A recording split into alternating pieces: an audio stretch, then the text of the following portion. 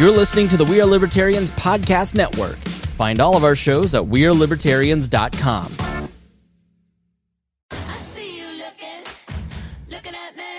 Can I have your attention, please? Yes, hi, Wanda Sykes here. You ever think about all the nicknames we have for breasts? Boobs, tatas, the girls, chesticles, bubbies. Heck, you might even have your own nickname for them. And yet, even though they get so much attention, they're still so ignored when it matters most. What's up with that? Well, on February 9th, tune in to see why I'm talking so much about breasts and visit yourattentionplease.com to learn more. Oh, such a clutch off-season pickup, Dave. I was worried we'd bring back the same team. I meant those blackout motorized shades. Blinds.com made it crazy affordable to replace our old blinds. Hard to install? No, it's easy. I installed these and then got some for my mom. She talked to a design consultant for free and scheduled a professional measure and install. Hall of Fame son. They're the #1 online retailer of custom window coverings in the world. Blinds.com is the GOAT. Shop Blinds.com right now and get up to 45% off select styles. Rules and restrictions may apply. Welcome to We Are Libertarians. This is a special edition of the podcast. I am outside of the George W. Bush Presidential Center in Dallas, Texas. Just took a tour, got my photo in the Oval Office, and grade A propaganda there.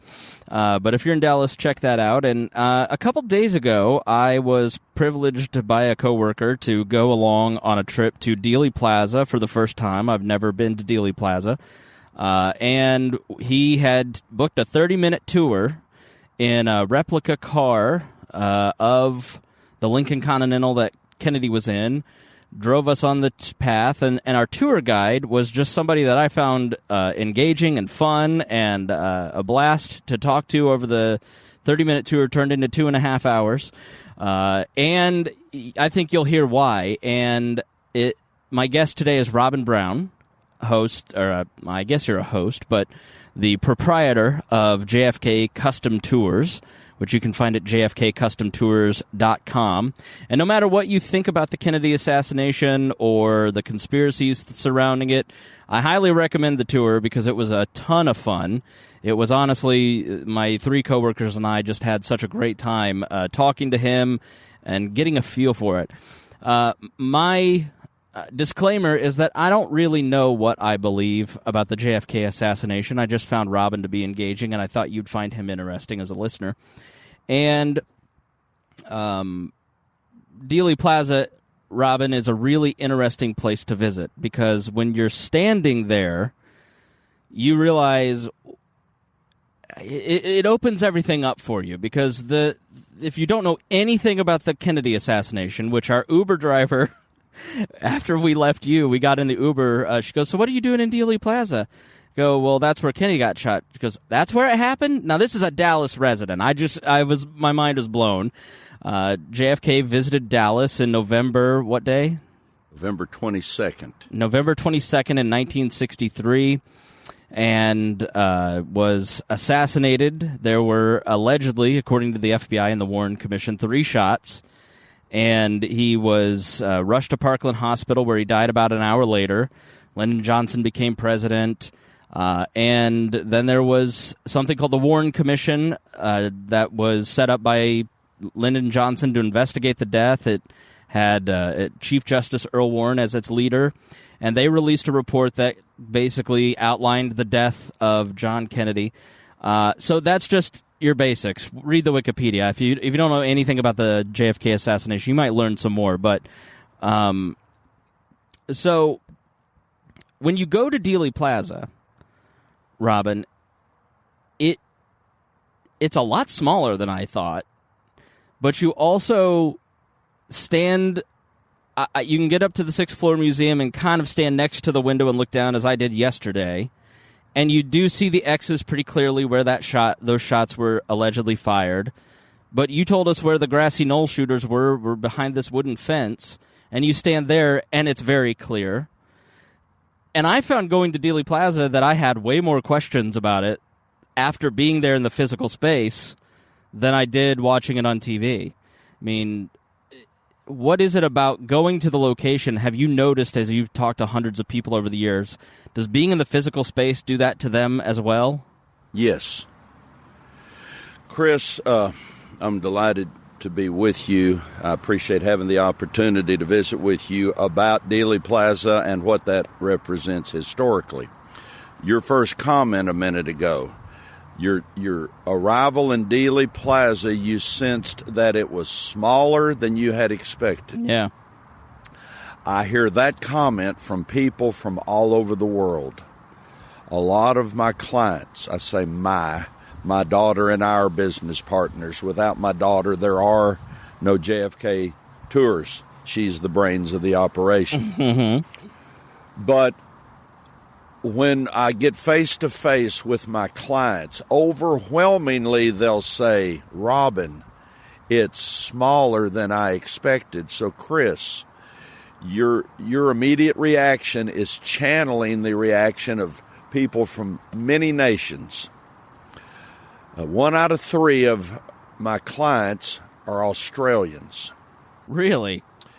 I have almost as many Australians as Americans. Is that Why? word of mouth? Yeah, why? Every Australian I've ever met to present a tour to them, they're all very knowledgeable. More knowledgeable than Americans. So, Chris, your comment that your Uber driver from Dallas said, really? This is where it happened? Yeah. Okay. Yes. If you're in North Texas and you can easily maneuver to Dealey Plaza, very, very few native North Texans ever think about Dealey Plaza, ever think about President Kennedy's murder here. So I'm trying to say that's why I believe a lot of my customers are from other places. I almost never do a tour with someone who is in North Texas. So Indianapolis used to be called Indianapolis, and there wasn't much going on. And so there is an insecurity in the city about being a destination for people to come and enjoy the city, and we're vibrant, and is the mentality here in Dallas like this is not what we want to be known for? And maybe that plays a part of it? Or is it just ignorance? Today, no. No, we're going to say it's native, inherent ignorance and innocence. Two things. What you just said, Chris, is Dallas today haunted by the Kennedy murder? The answer is no. Okay. After the Kennedy murder occurred, the rest of the country, the rest of the world, encouraged by the American media apparatus, just associated Kennedy's demise with Dallas, that Dallas as a whole was responsible for Kennedy's death. So for a few years, yes, Dallas did live under that burden. Now, today we can look back and know that the city of Dallas had absolutely nothing to do with the Kennedy murder, except it's where it took place. Yeah, I was surprised as I went through the museum to see the, I'll ask your opinion of the museum in a bit, but my coworker the night before we took your tour goes, he's a big JFK conspiracy theorist. He goes, do not go give them the money. You're supporting the murderers. So he was half kidding, half very serious. And I totally get what he means, because it's in the charter. I understand that they're not to push anything other than the Warren Commission report, and they can't help but even with the magic bullet theory, kind of give a nod to going, we know there's some holes in this stuff. But I was surprised in the museum how many little panels were talking about the right-wing extremists in the city and how there was a lot of protests going on. And that morning in the paper there was an ad taken out against Kennedy and his policies, and it was meant to kind of give you the feeling that the John Birch Society and the right-wing lunatics of Dallas were responsible for the environment that killed John Kennedy, that their influence led Oswald to take that, and we see that today. We're not going to get into modern politics in this episode, but you do see that with they're on YouTube watching far right videos, and that's how they become mass shooters instead of other reasons, like maybe mental illness. So I was surprised to see that Dallas kind of did take a hit in that museum, as if they had something to do with it, which the Dallas Police Department had captured Oswald in, 2 hours or less? I mean, they rolled out 400 police officers trying to protect the president. They did about as good of a job as you possibly could that day, it seemed, preparing for the president. The police, yeah. Yeah, so I was surprised to see Dallas kind of... I mean, do you...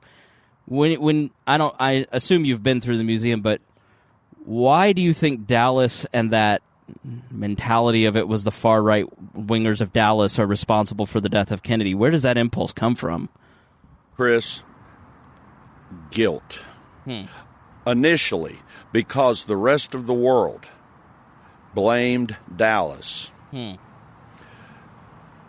A lot of guilt. Two things eventually helped the city and the region emerge from guilt. Two things. The Dallas Cowboys. Eventually, the Cowboys winning led to popularity.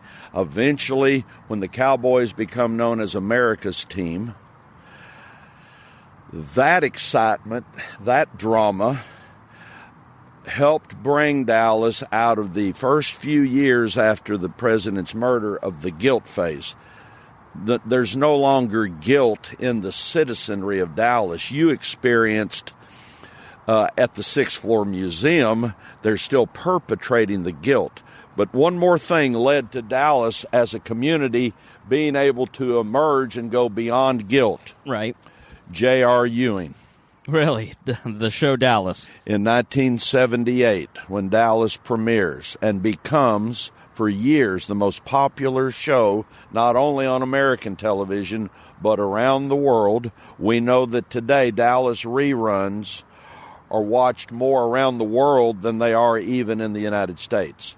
The Dallas Cowboys' success and the popularity of the TV show Dallas eventually transcended, in the world's eyes, the idea of labeling Dallas. Dallas lost the label of the city of hate with the emergence of the Cowboys in the late 60s and early 70s, and the television show propelled Dallas beyond everything to the point to where today, when someone from China or Japan or Ireland arrives here, they say, let's go find JR's home. Yes. Interesting. Tell me your background. How did you get interested in JFK's murder, as you call it, to the point that you bought a 1963 Lincoln Continental, restored it to look similar to the president's limo, which had an extra 2 feet. But how did you get... I mean, would you say that you're obsessed with it? My wife would say that I'm obsessed. Okay. I prefer to use the term passionate, Chris. Okay. Okay. How did that happen? On the day of the president's public execution. So, Chris, the word assassination helps us sanitize the moment. Okay. But it was a public execution, regardless of who you want to say is pulling the triggers. I'm in the 4th grade that day. I'm 9 years old, and I'm at Austin Elementary School in Grand Prairie, Texas, 12 miles west of Dallas. And that day, all that happened to me was that I was sent home from school, as everybody else was. And for the next 5 days, I watch adults in my world huddled around a black and white television, watching the events of the aftermath of the president's murder. Now let's morph to the fall of 1973. I'm 19 years old, and I go to watch a movie named Executive Action, and the star of this movie is Burt Lancaster. Mm-hmm. I'm assuming there are members of your generation, Chris, who have heard of Burt Lancaster. He was the Kevin Costner of 60 years ago. Okay. Lancaster, big movie star, and he makes a movie called Executive Action. And in this movie, it is revealed that a high cabal of industry, finance, the military, the intelligence apparatus of our country, and big oil in Dallas wanted the removal of a sitting president and was willing to risk everything to carry that out. Now, that's the plot of the movie Executive Action. And it was Kennedy that the movie is about. I walked out of that theater. I was 19 years old, and I said to myself, I've been asleep for 10 years. And from that moment led to me diving deeply into resolving the Kennedy murder. Am I obsessed? You're free to call me obsessed. It has been a passionate part of my life. People assume that conspiracy theories happen years later, like the 9/11 conspiracies. There were a small portion of people who kind of believe that right after, but now, 20 years later, it seems to be an industry. Lyndon Johnson, J. Edgar Hoover, in the hours after Kennedy's murder, seemed to be obsessed by their own audio tapes and notes, and they seem to be scared to death of conspiracies. That's why the Warren Commission was set up. It was almost, in kind of reading back in that period, it seems like it was widely accepted that you'd question the official narrative. That, I mean, so to hear a movie being made about it in 1973, I think younger people like myself would go, I can't believe a movie 10 years after was made like that. Because there's something you need to know about the movie. Okay. I'm sorry to interrupt you. No, go ahead. It's drawing sellout crowds. Right. In the fall of 73. Within 2 weeks of the movie's release, even though it's breaking box office records, the movie disappears from every theater in America. Really? Who would have the power to remove a movie that is making money from theaters? The financial industry. Yes, but it's unusual to remove a movie that is making money. That's a fair point. Yeah, what's your opinion on that? The forces that were in control of this country in November of 63 were still in control in the fall of 73. Mm-hmm. And as ugly as it is for some people to consider, the Central Intelligence Agency wielded much more power and influence in the 60s than they were designed to, and they still do today. One quick footnote going back to Kennedy. In the spring of 61, after the Bay of Pigs event, Kennedy famously said, I will splinter the CIA into 1,000 pieces and scatter them to the winds. Now, everybody at Langley knew the president said that. Mm-hmm. We know what eventually happened to Kennedy. To this day, Kennedy is the only American president who has ever taken on the CIA. Is that a coincidence? No. But no American president ever went as far as Kennedy to disassemble the Central Intelligence Agency. Yeah. I'd say Trump is trying to do it, and you see the whistleblower being a CIA agent in the Ukrainian situation, but he talks a lot. Kennedy had real power. So you see this movie, and you go, I've been asleep. What are your next few steps in wanting to investigate what happened? I start finding books that talk about the Kennedy murder. And there were books questioning the Warren findings as early as the mid-'60s. 2 particular books.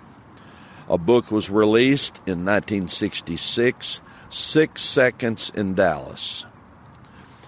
A book was released a few months later, Rush to Judgment. Now, the authors of those 2 books were 2 American citizens that rejected the Warren findings. What are the Warren findings? In September of 64, the Warren Commission releases the Warren Report to the public, and in that report, it is explained to anyone who's interested that one man acting alone overthrew the United States government by murdering Kennedy, and this person is a nut and a communist. That's the official explanation.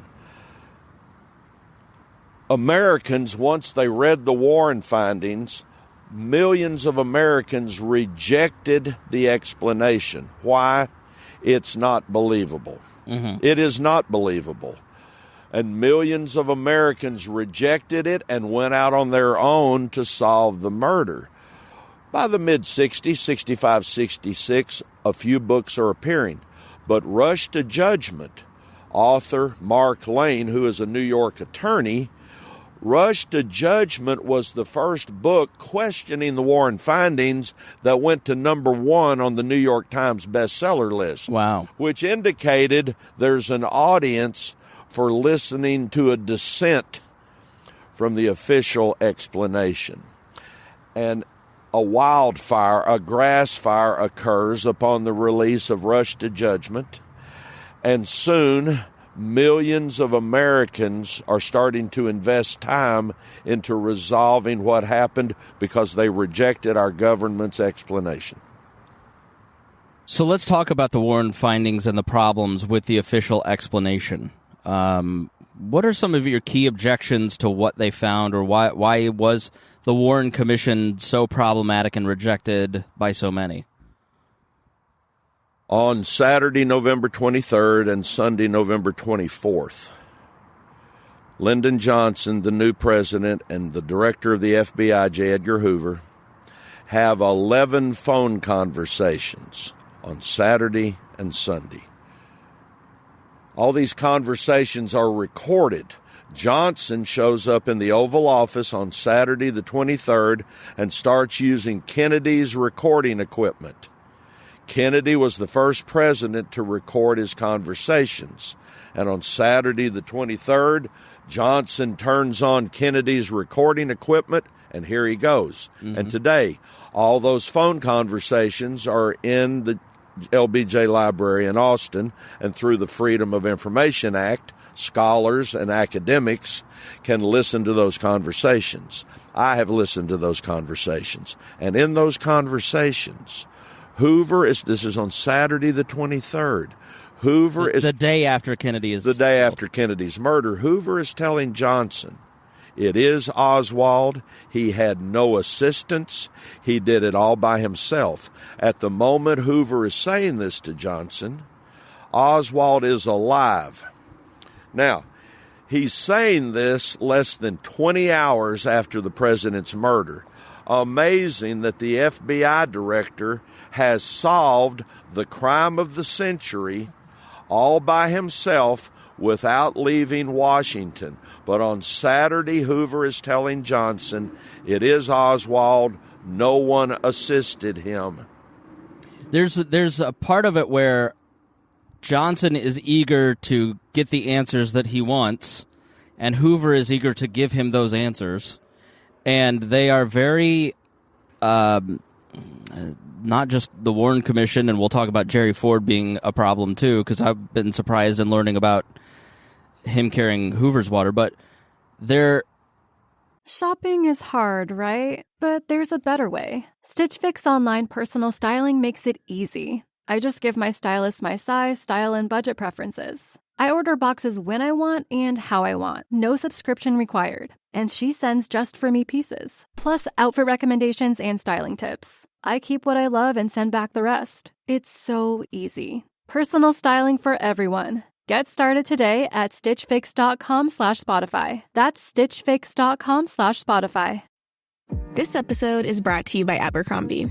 There's nothing better than the perfect jean and going out top combo, or an outfit that perfectly matches your plans. Abercrombie's relaxed jean goes with every occasion. Date nights with something lace, or daytime with a cozy sweater. And their barrel jean will surprise you. It's the trend that will become a staple in your wardrobe. Abercrombie denim comes in tons of rises, fits, and washes. Find your perfect pair online or in store. You found your person. Now let the Knot help you with everything else. The Knot connects you to the wedding inspo, vendors, venues, and planning tools you need to make your day totally you. Having helped plan 25 million weddings, we've got your back when it comes to every little detail like RSVPs, budgets, and more. Because your wedding comes to life with the connections that matter the most. Get started at theknot.com/audio. The Knot. Let's plan your wedding together. There seems to be on the FBI's part, Dallas police catch Oswald. They do all this police work. The Johnson and everybody in Washington doesn't think they're doing a good job, so they send down the FBI. The FBI is on the scene almost immediately, and they figure out what happened, like you said, within almost a day, and they never seem to want to pursue any other answers, to the point that when the Warren Commission, they rushed a report to the Warren Commission trying to almost, it seemed like, set the data. The members of the Warren Commission all were outraged by the fact that every detail in it had already been leaked, including the 3 shots. And the behavior of the FBI was so suspicious that Bill Russell, the famed senator, and other members of the Warren Commission were weirded out by the FBI's attempt to really set the official story within hours and never look into anything else. Why do you think that is? Chris, every day we can turn on the television and hear the term mentioned, the establishment. Mm-hmm. Who is the establishment? Well, we all have a vague idea of who the establishment is. Right. Vaguely, it's industry, it's finance, it's the military, it's arms manufacturers, it's big oil. Right. The establishment existed 60 years ago.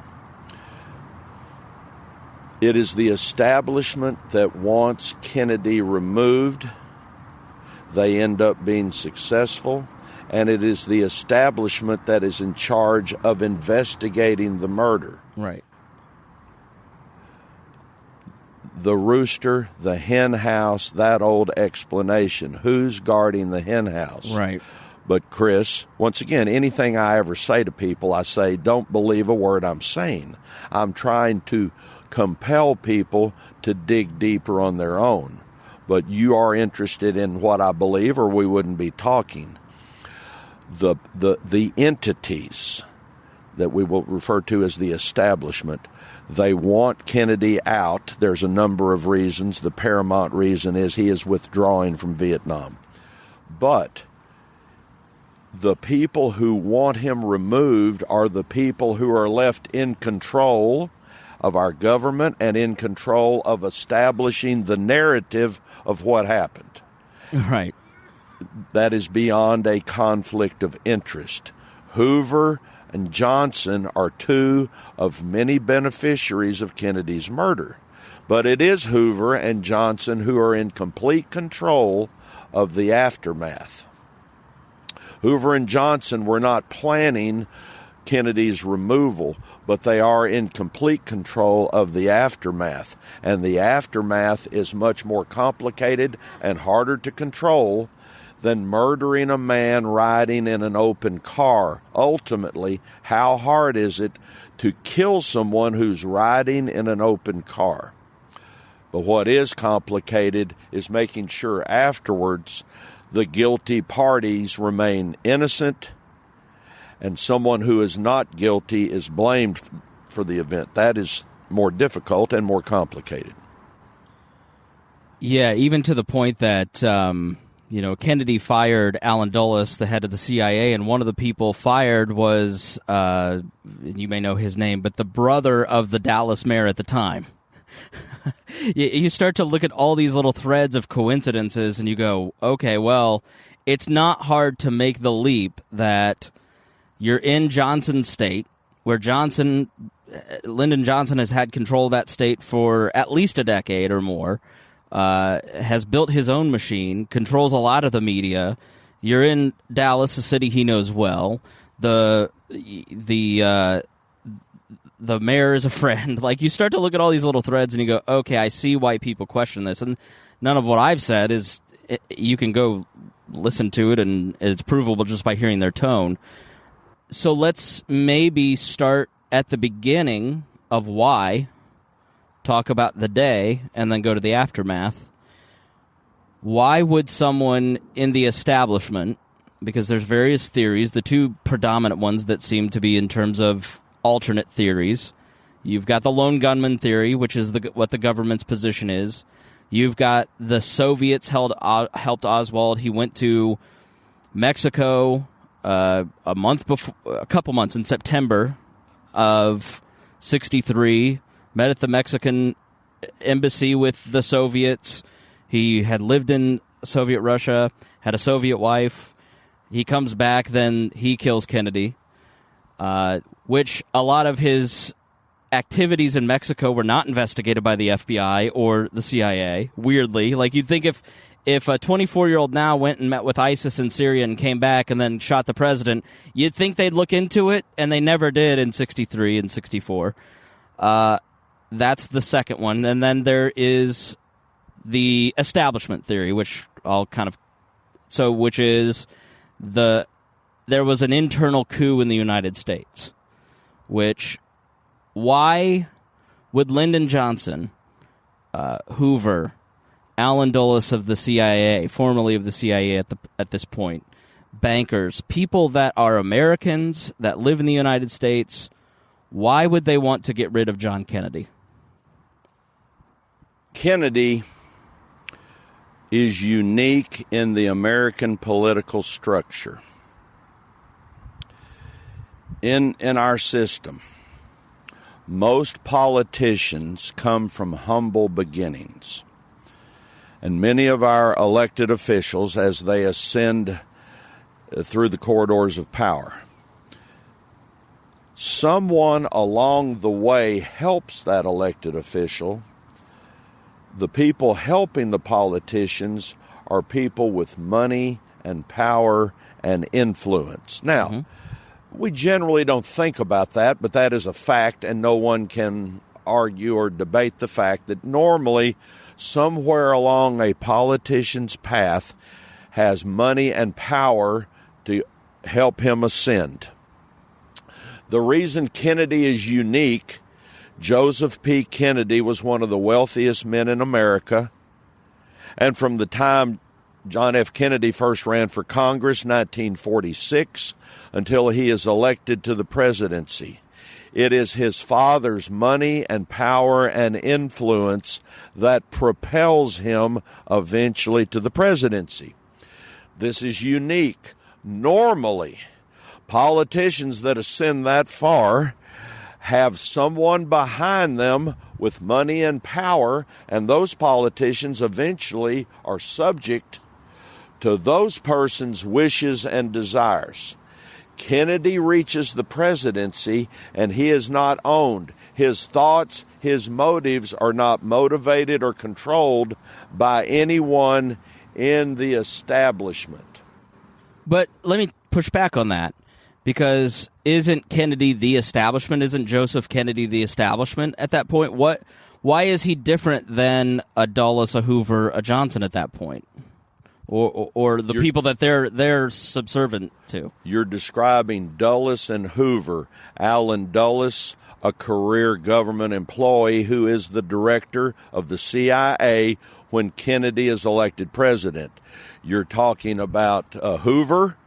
You're talking about John Edgar Hoover, the director of the FBI, who, when Kennedy is elected in 1960, Hoover has been the director of the FBI since 1924.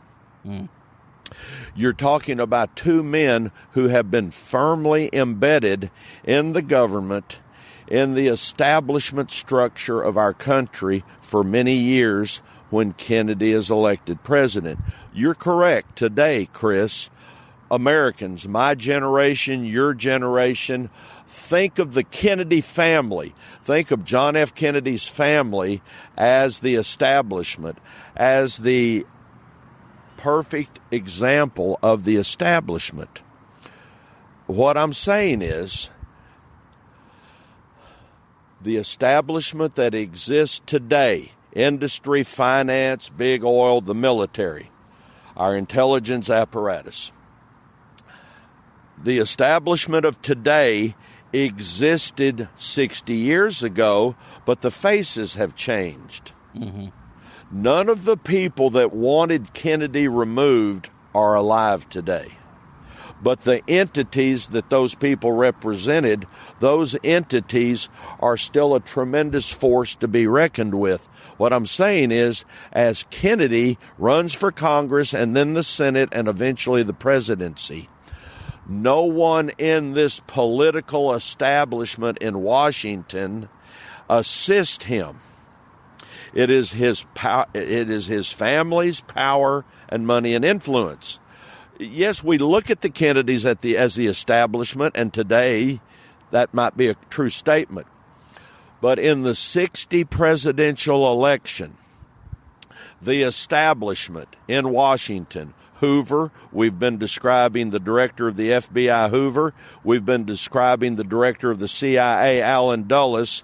Let's use those two names as representing this larger cabal of the establishment. Okay. The establishment in 1960 is backing Nixon. And the establishment knows that Nixon is going to win. They know he is. But the junior senator from Massachusetts wins in the closest election in American political history. So from the moment that Kennedy is elected until 3 months later when he is inaugurated, as crazy as it may sound today, he is resented and he is disliked and he is looked at as the outsider compared to the Vice President Richard Nixon. Right, who was Tricky Dick Nixon. I mean, he's a fascinating American. To illustrate those points, I'm sure the Roman Catholicism of Kennedy, still our only Roman Catholic president, played a difference compared to WASPs like the Bush family. You may touch on the Bush family and their history briefly, because I think they're illustrative of what established power at the time looked like. And we're sitting outside of Bush's library, and you're looking at HW, and then you're looking at Prescott, and you look at their connection to the banking industry and setting up the CIA. You look at some of this and you go, okay, well, that's established power. I mean, is that a fair? Is the Bush family maybe a good guide in people's mind, in the listener's mind, for that? Yes.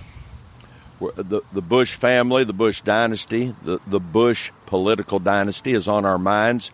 Here we are outside the front door of the Bush Library in Dallas. I believe George Walker Bush, the 43rd president, is probably one of the kindest human beings to ever be elected president. How did he get there? Because that name was magic and was gold when he ran. Why? Chris, I bet within your generation, I bet there's not 10% of your generation who knows the name of George W. Bush's grandfather. Right. Now, you readily just identified him as right. Prescott Bush. Who is Prescott Bush? Well, in the 1940s and the 1950s, he was a United States senator from Connecticut. Very powerful and influential man. He was the father of George Herbert Walker Bush. The Bush family and the Bush's influence, especially in the eastern United States, goes back generations. If you'll allow me, Chris, for just a moment to divert to another subject. Please. In the world of golf, if you're one of the best... For our non-Texas listeners, he meant golf. Sorry, Chris. It came out golf. But the term, the word GOLF is what I'm referring to. I'm sorry. You may hear people in the background and wind and stuff because we're sitting on a park bench, so I apologize to the listener, but you may pick it up. Very relaxed atmosphere we're in, Chris. Yeah, so in the world golf. In the world of GOLF, if you are one of the best amateur golfers in America, you will eventually compete against the best amateur golfers in England and Ireland. And that competition, which is held biannually, is called the Walker Cup Matches. And no one, I bet not 1% of America connects the Walker Cup amateur golf matches between the United States and Great Britain as being connected to the Bush political dynasty. Right. But in fact, George Herbert Walker Bush, our 41st president. His mother was Dorothy, and her maiden name was Dorothy Walker.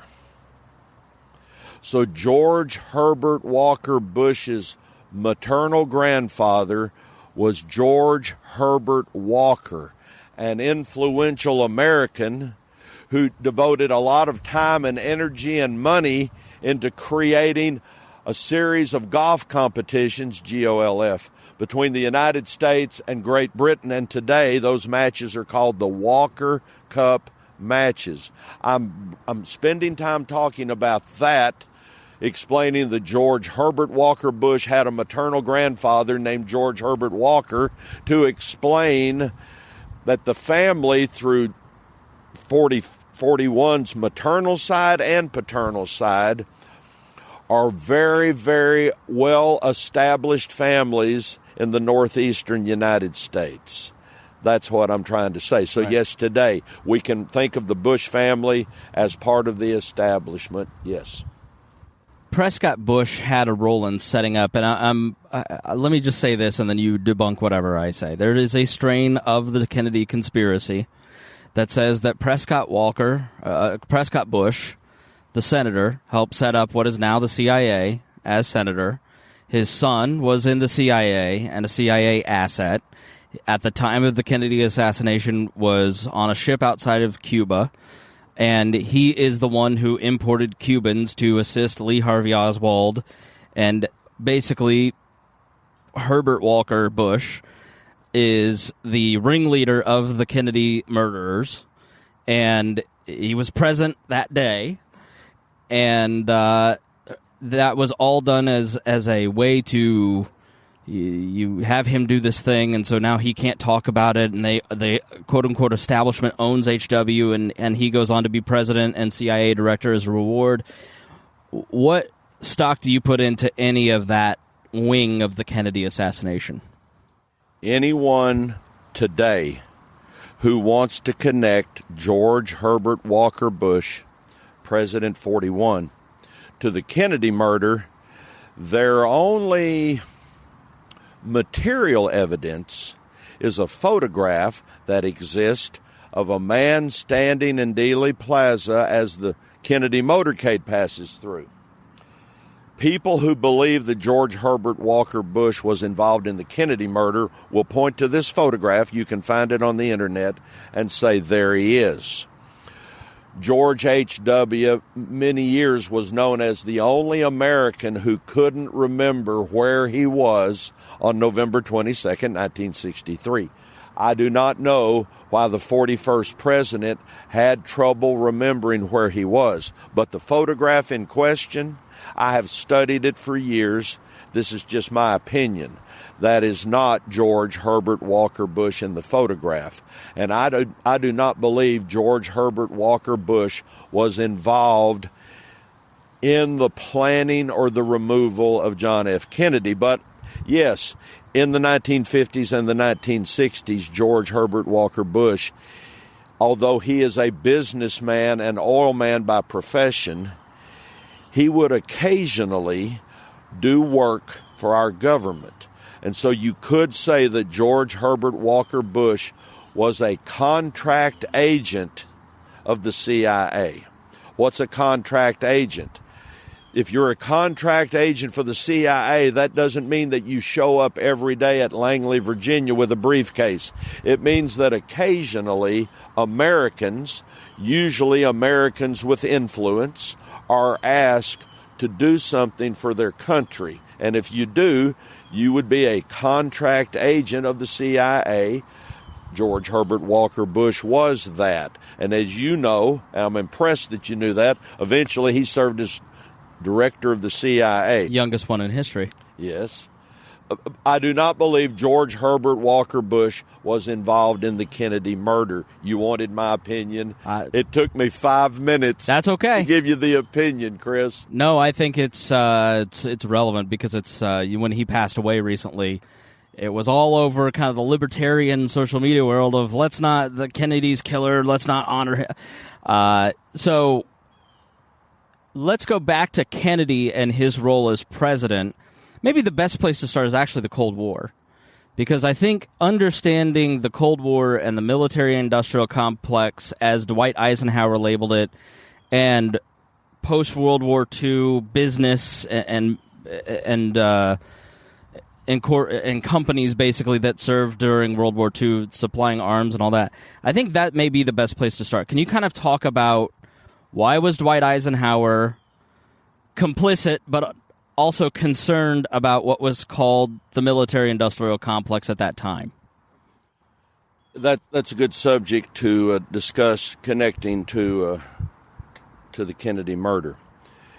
When the United States entered World War II, now remember, Churchill has been holding off the Nazis all by himself for 2 years. And he can't get Franklin Roosevelt to commit to getting involved. Well, he can't get the American people to get involved. So Franklin Delano Roosevelt does some shady stuff to supply military weapons, but he wants to get in. So just to clarify your point, I'm sorry to interrupt. Well, to disagree, Roosevelt does not want okay. in. Now, we can agree to disagree. Okay. Roosevelt does not want in. December the 7th drags him in. Okay. But once he's in, now Churchill has a needed partner. Okay. On December the 7th, 1941, America has 180,000 people in uniform, and we are ill-equipped to fight a war. And we have no arms manufacturers, and we have no spies.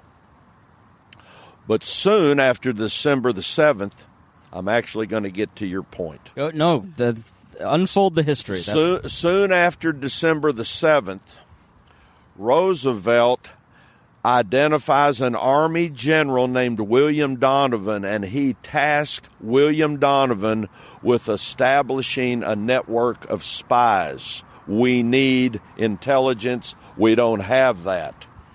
William Donovan is sometimes known as Wild Bill Donovan, and there are books written about Donovan's life. He's an American hero. Donovan soon approaches a Wall Street lawyer named Allen Dulles. The families are familiar.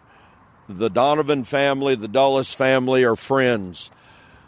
Donovan, the Army general, recruits the Wall Street lawyer Allen Dulles into an agency that Donovan creates called the OSS, Office of Strategic Services, becomes our spy network in World War II. Eventually, Donovan sends Allen Dulles to Europe, and Dulles literally has control over all of our intelligence apparatus in Europe. Dulles is stationed in Switzerland. One of Dulles' chief deputies is a young man named Ed Lansdale, who will later be heavily involved in the Kennedy murder. Dulles got his start in intelligence work from Wild Bill Donovan. At the conclusion of World War II, so it has a good ending. Okay. The good guys win. And Allen Dulles comes home from World War II a war hero. In 1947, Harry Truman created the Central Intelligence Agency. In that year of 47, Truman is signing a document called the National Security Act. And within this document, Truman is creating 3 entities that didn't exist before. Truman creates, from signing this document, the Joint Chiefs of Staff, which will be a representative of each branch of our military reporting directly to a sitting president. The Office of Secretary of Defense is created from this document that Truman signs. And an agency that does not exist is created. The Central Intelligence Agency is created from Truman signing this document, and the elements left over from the OSS, Wild Bill Donovan's agency from World War II, those assets morph into the Central Intelligence Agency. And here's what Truman wants the Central Intelligence Agency to be. No more or no less than an information-gathering arm that would report directly to the president. The FBI are our domestic cops. Truman wants the CIA to be our international cops. And that's all he wants, is for them to be an information-gathering arm for a sitting president. And soon, the CIA grows well beyond the bounds of what Truman intended. That's how we end up in 1953 when Eisenhower ascends to the presidency. He nominates Allen Dulles to be the director of Central Intelligence, and Eisenhower nominates Allen Dulles' older brother, John Foster Dulles, to be his Secretary of State. And so through the Eisenhower presidency, we have these two Dulles brothers wielding great power and influence through those years. And in the 50s, in the Eisenhower administration, it is the Dulles brothers that dictate and carry out U.S. foreign policy with Eisenhower's blessing. In Eisenhower's years, the Dulles brothers create the industries that we know today as the military industrial industries that build weapons perpetually for our military. Yeah. That happens in the Eisenhower years. So a minute ago, you made a reference to Eisenhower coining the phrase, the military-industrial complex. And I appreciate the fact, Chris, that you know that phrase comes from Eisenhower. So you and I know, and we want our audience to know, that as Eisenhower is leaving office and relinquishing the power to Kennedy, he has a farewell address from the Oval Office, and he warns the public, and he warns his successor, John F. Kennedy, of the growing power and influence of the military-industrial complex. Who is Eisenhower referring to with that phrase? We know. It's industry, it's finance, it's big oil, it's the military, it's our intelligence apparatus. That's who Eisenhower is referring to. I'm going to pause, Chris. Okay. Yeah, it's starting to rain, but I'm not getting wet, really. Oh, I'm fine. I just wanted to stop talking and give you a chance. No. Talk. Keep going. Okay. They hear enough of me. I think. I think it's good for you to lay out your this is what I have come to know. Right. This is catnip for libertarians, I promise, because this is the important part of it. It's you lure people in with the Kennedy stuff, and then they get hit with Eisenhower's farewell speech. I think this is so. Yeah, keep going. You're fine. Eisenhower, in his presidency, observes that this new agency, the Central Intelligence Agency, is growing well beyond what Truman intended for them to be. Chris, when your grandparents and great-grandparents picked up a newspaper in the 1950s and the early 60s and read that a South American dictator had been assassinated, or that a new government had been installed in the Philippines, Iran, yeah. Or Iran. Yeah. That's Allen Dulles at the CIA controlling world events. That's how far Dulles has taken the CIA. He is actually influencing world events, and Eisenhower allows it to happen. What part does, and try to hold that up there. Yeah, there you go. I know it's hard to hold the mic for too long, but what part does Nixon play in a lot of this? Because he's vice president at the time, and I know there are some wings of the conspiracy assassination that think Nixon was the guy that did it, and I may have you touch on that, but what part does Nixon kind of play in the foreign policy wing of the 50s? Few people know that Nixon is in the Navy in World War II and serves in the Pacific, just as John Fitzgerald Kennedy serves in the Pacific in the Navy. They both come back home, and they both seek political office. The difference between Nixon and Kennedy. Kennedy's father is one of the most wealthy Americans. Richard Nixon's family is practically in poverty. Nixon and Kennedy are 4 years apart in age. Nixon is 4 years older than Kennedy, but they both run for Congress in 1946.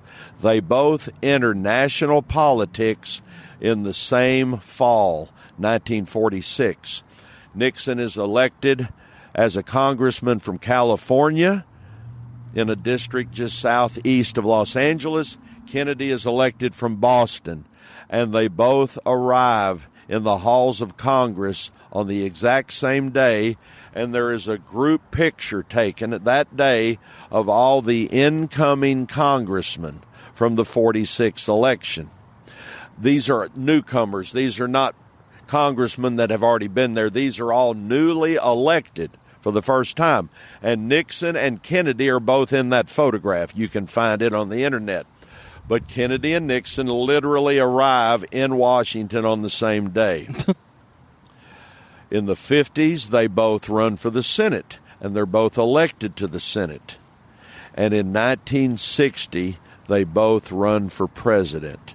So Kennedy and Nixon's paths go all the way back to 1946 as far as them knowing each other. They know each other very well by the time they're running for president. Hilariously, Nixon came to Dallas the day before Kennedy was assassinated because he was working the ground for 64. And he goes, oh, it's just a business trip. It's totally coincidental, which, if you've ever read The Greatest Comeback by Pat Buchanan about the 68 campaign and what Nixon was up to, nothing is coincidental. Nixon was a madman. But, yeah, so he seemed to be a little obsessed with him. So you continue on. So they run for president. Kennedy ends up getting elected. Kennedy is elected. It's the most narrow victory margin in American presidential history. 100,000 votes separate the two candidates. Now, in the Electoral College, Kennedy won several more states, but in the actual vote of the individual Americans, it was 100,000 votes. Okay. Nixon withdraws temporarily, but by 1962, he runs for governor of California and is defeated. Nixon's star falls so far that he goes from almost ascending to the presidency in 60. By 2 years later, he cannot be elected governor of California. And it is at that moment that Nixon makes the famous statement, "You will never have Dick Nixon to kick around anymore." Okay, so Chris, I don't look at Nixon in as dark a fashion as maybe other people do. He was not a pillar of virtue, but I don't see him as dark as many people do. However, you're right, he eventually resurrects himself. On the subject of Nixon being in Dallas the third week of November in 63. At that time, Nixon was the legal counsel for PepsiCo, the parent company of Pepsi. He is their legal counsel. There is a bottlers convention in Dallas that week, and Nixon is here representing PepsiCo at the bottlers convention. On the morning of November 22nd, Richard Nixon got on an airplane at Love Field and left Dallas an hour and a half before Air Force One arrived from Fort Worth. Wow. So Nixon and Kennedy were not on the ground at the same time, but in fact Nixon was in Dallas, Texas, November 22nd. But he is here on business. And he had not begun resurrecting his political career in the fall of 63. He's earning a living being legal counsel for the PepsiCo company. So, Nixon, eventually he does resurrect his political life, and in 68 he is the Republican nominee. Now, when Nixon becomes the Republican nominee in 68, that is not unexpected. Within a year or two, he had put himself in a strong position to be the Republican candidate. What is turbulent in 68 is the Democratic situation. Lyndon Johnson ascended to the presidency, and he has a mandate. Johnson has a mandate from the people who removed Kennedy that we're going to have a ground war in Southeast Asia. So the reason that Johnson ascends to the presidency is what destroys his presidency. Yeah.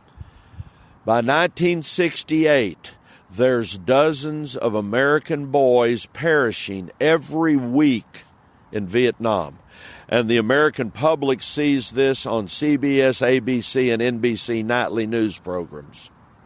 Because of the carnage of Vietnam, Johnson is so unpopular that he knows he could never be elected to president again. Didn't he decide there was some decisive battle or some like big failure, or there was something in Vietnam that happened, and that was the day he knew, I'm not going to be able to run, and he announces his resignation that day or the next day? Or the one particular event in Vietnam, I will not connect to Johnson's decision to not run, but it is a culmination of defeat after defeat after defeat that leads Johnson in March of 68 to go on live television, and we've all seen him say this. In this televised comment he makes from the Oval Office, he says, I will not seek nor will I accept my party's nomination to run for president. Now, he's not humble. The reason he is saying I will not seek the nomination is because he has become incredibly unpopular. Yeah. He's not going to run, so who is going to run? Well, there's several Democrats that want to be president in 1968. Johnson's vice president, Hubert Humphrey, a senator from Minnesota, Eugene McCarthy, and the 45-year-old brother of John F. Kennedy, Robert Francis Kennedy, wants to be president of the United States. Where is Bobby Kennedy in 1968? He is a senator from New York, but everywhere he goes, he carries the shadow of his brother with him. He was JFK's attorney general, and he was the lightning rod. He was the one that JFK pissed off the mob, and we'll talk about the mob, by appointing Robert Kennedy. This book that I'm reading said that while JFK didn't like conflict, Robert seemed to seek it out, and he hated Hoover, he hated Johnson, he hated almost everybody in Washington, he hated the mafia, and he went after all of them. He was close to trying to impeach Lyndon Johnson. He didn't want Lyndon Johnson to be the vice president, basically said, God forbid anything happen to my brother because of him. So Kennedy is a very scary proposition because he's going to win. I know something about Kennedy because he gave the speech of on the night Martin Luther King was assassinated in Indianapolis. And it's one of the greatest speeches ever. If you've never listened to it, go and listen to it. And it's one of the reasons Indianapolis is one of the few major cities that didn't just immediately light into flames and rioting that night because he kept everyone calm. But the Indiana primary was very instrumental for Kennedy, and he had a very good shot and probably would have gone on to be president in 68. And what happened to Bobby Kennedy in 1968? Chris, it's interesting to listen to your reflections of Bobby Kennedy making that speech in Indianapolis. That's your history. Mm-hmm. And you know about that, and that's interesting to hear about. Yes, on the night of King's murder, Bobby Kennedy has arrived in Indianapolis and from the airport makes that speech you're referring to. Okay. By June of 68, Kennedy is the front runner. And an important event occurs on June the 4th, 1968. The state of California votes for the Democratic primary for president. Kennedy wins. And he has poured every ounce of energy he has in his body and his soul into that, and he wins. And his campaign headquarters are at the Ambassador Hotel in Los Angeles. And we've all seen Bobby Kennedy's acceptance speech from June the 4th, 1968, in a ballroom at the Ambassador Hotel, where he says, "Now it's on to Chicago, and let's win there." And in a few weeks, the Democrats will have their convention in Chicago, and Bobby Kennedy was going to be nominated to be his party's candidate to run for president. But we know that that moment is interrupted by a Jordanian immigrant named Sirhan Sirhan. Now, without elaborating on how Kennedy is murdered, we do have to deal with this fact, Chris. In American political history, only once has a sitting U.S. senator been gunned down in public. Is it a coincidence? Could it possibly be a coincidence that the only time in our country's history that a senator is gunned down, that it's the brother of John F. Kennedy? And I say that it is more of a stretch to say that is a coincidence than to embrace common sense and say, no, right, it cannot be a coincidence that only one time did someone want to murder a senator and carry it out. Okay, so that brings us to 1968 and why the Democratic Party's nominee was Hubert Humphrey instead of Robert Francis Kennedy. And Nixon defeated Hubert Humphrey in the November election. By the way, one thing that gets Nixon, even though Nixon is establishment, one thing that gets Nixon crossways with the Central Intelligence Agency in his presidency is that he almost immediately, once he's in the Oval Office, calls Langley and says, bring over everything you've got on the Kennedy murder. And there are some people who believe that the event that eventually brings Nixon down, which we know today as Watergate, that was a CIA-motivated and executed event to get rid of Nixon because he keeps saying, I want all the Kennedy files. Now, is that true? I can't prove that. Do the Kennedy files still exist at the CIA? There is a Kennedy department. Really? At the CIA. If there is a piece of paper, if there is a document that exists today that says elements of the CIA orchestrated the removal of John F. Kennedy, if that document exists, it will never be released to the public. I do not believe that document exists. But if you wish, I will tell you about the phone call from the CIA that put instruments in motion to remove John F. Kennedy. Yeah, so let's go to the day in Dallas, which will connect. I'm going to ask about the connection between Watergate and the Three Tramps, which was fascinating because I'd never heard that. So Kennedy in his presidency after, just to kind of shorten this and get us to the day in Dallas, Kennedy threatens to break the CIA and scatter them to the winds.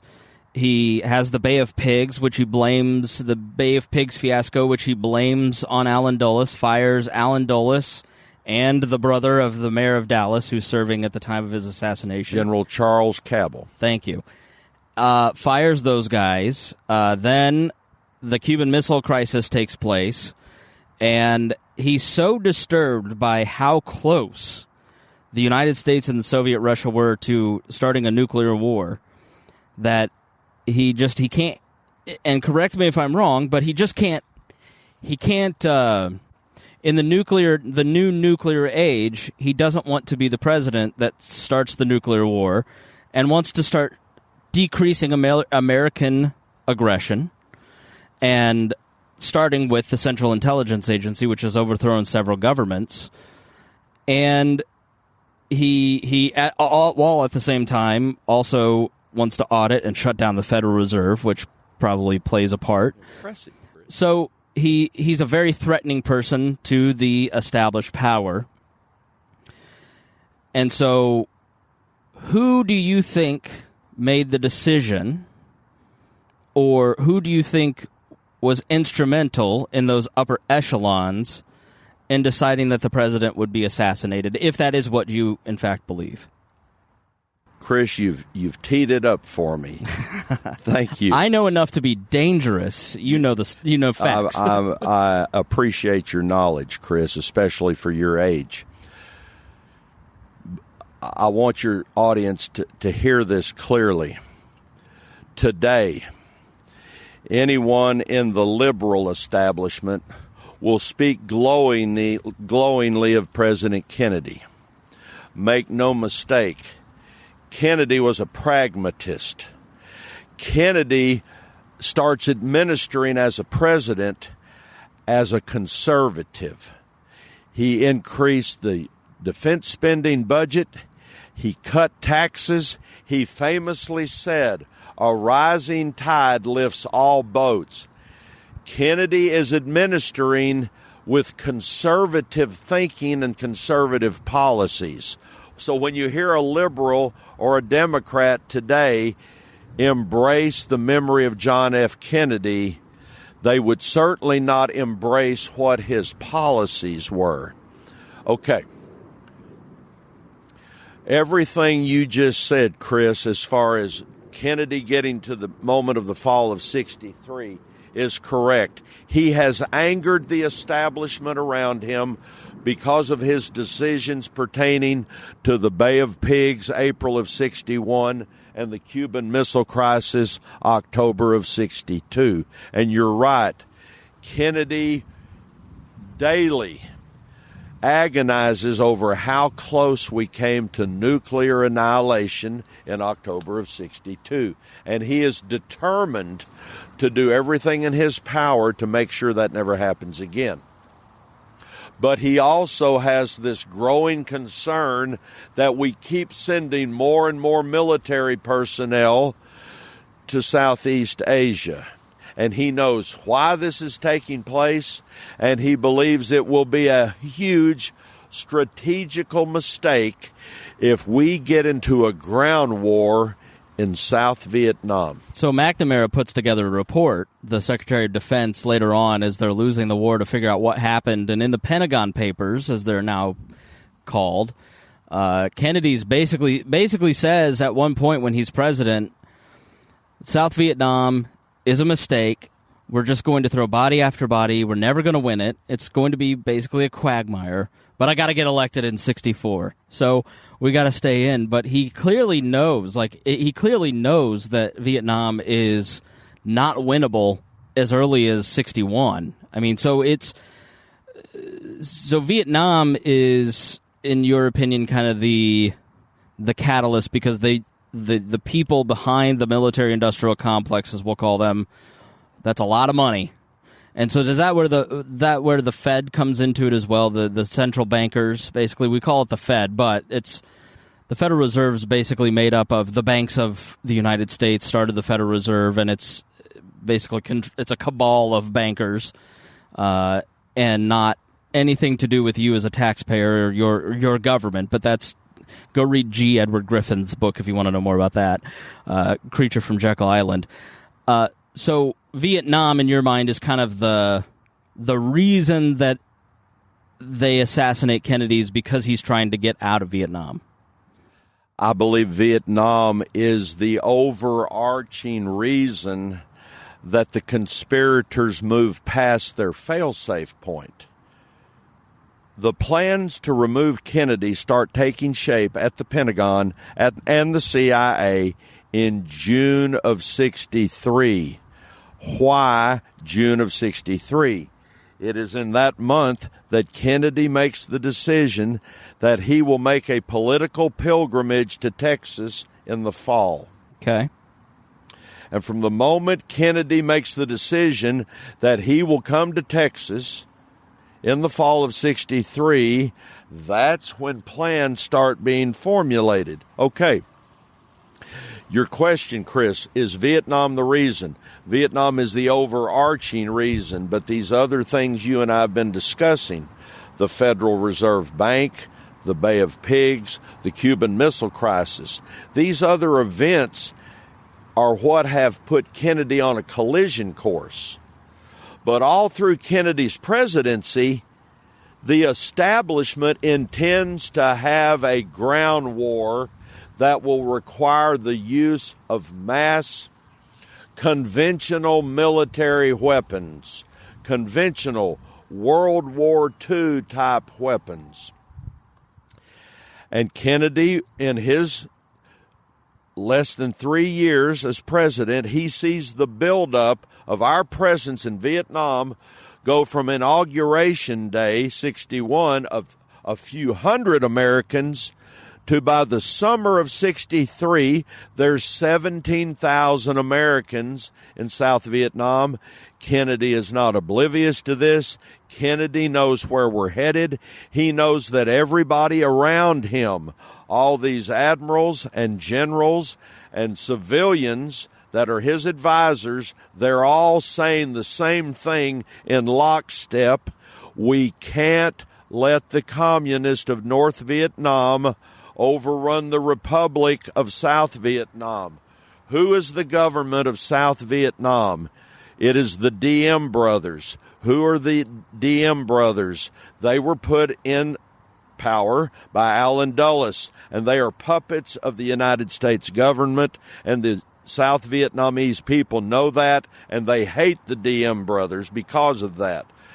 The reason Kennedy thinks it will be a huge mistake to get into a military conflict in South Vietnam is because he knows the Vietnamese people resent the Americans' presence and hate the Americans' presence. And he thinks eventually that will be something that we can't overcome. The Federal Reserve Bank, Chris, we've brought it up twice. In June of 63, Kennedy signs an executive order. Look it up on the internet. Assume I'm making this up.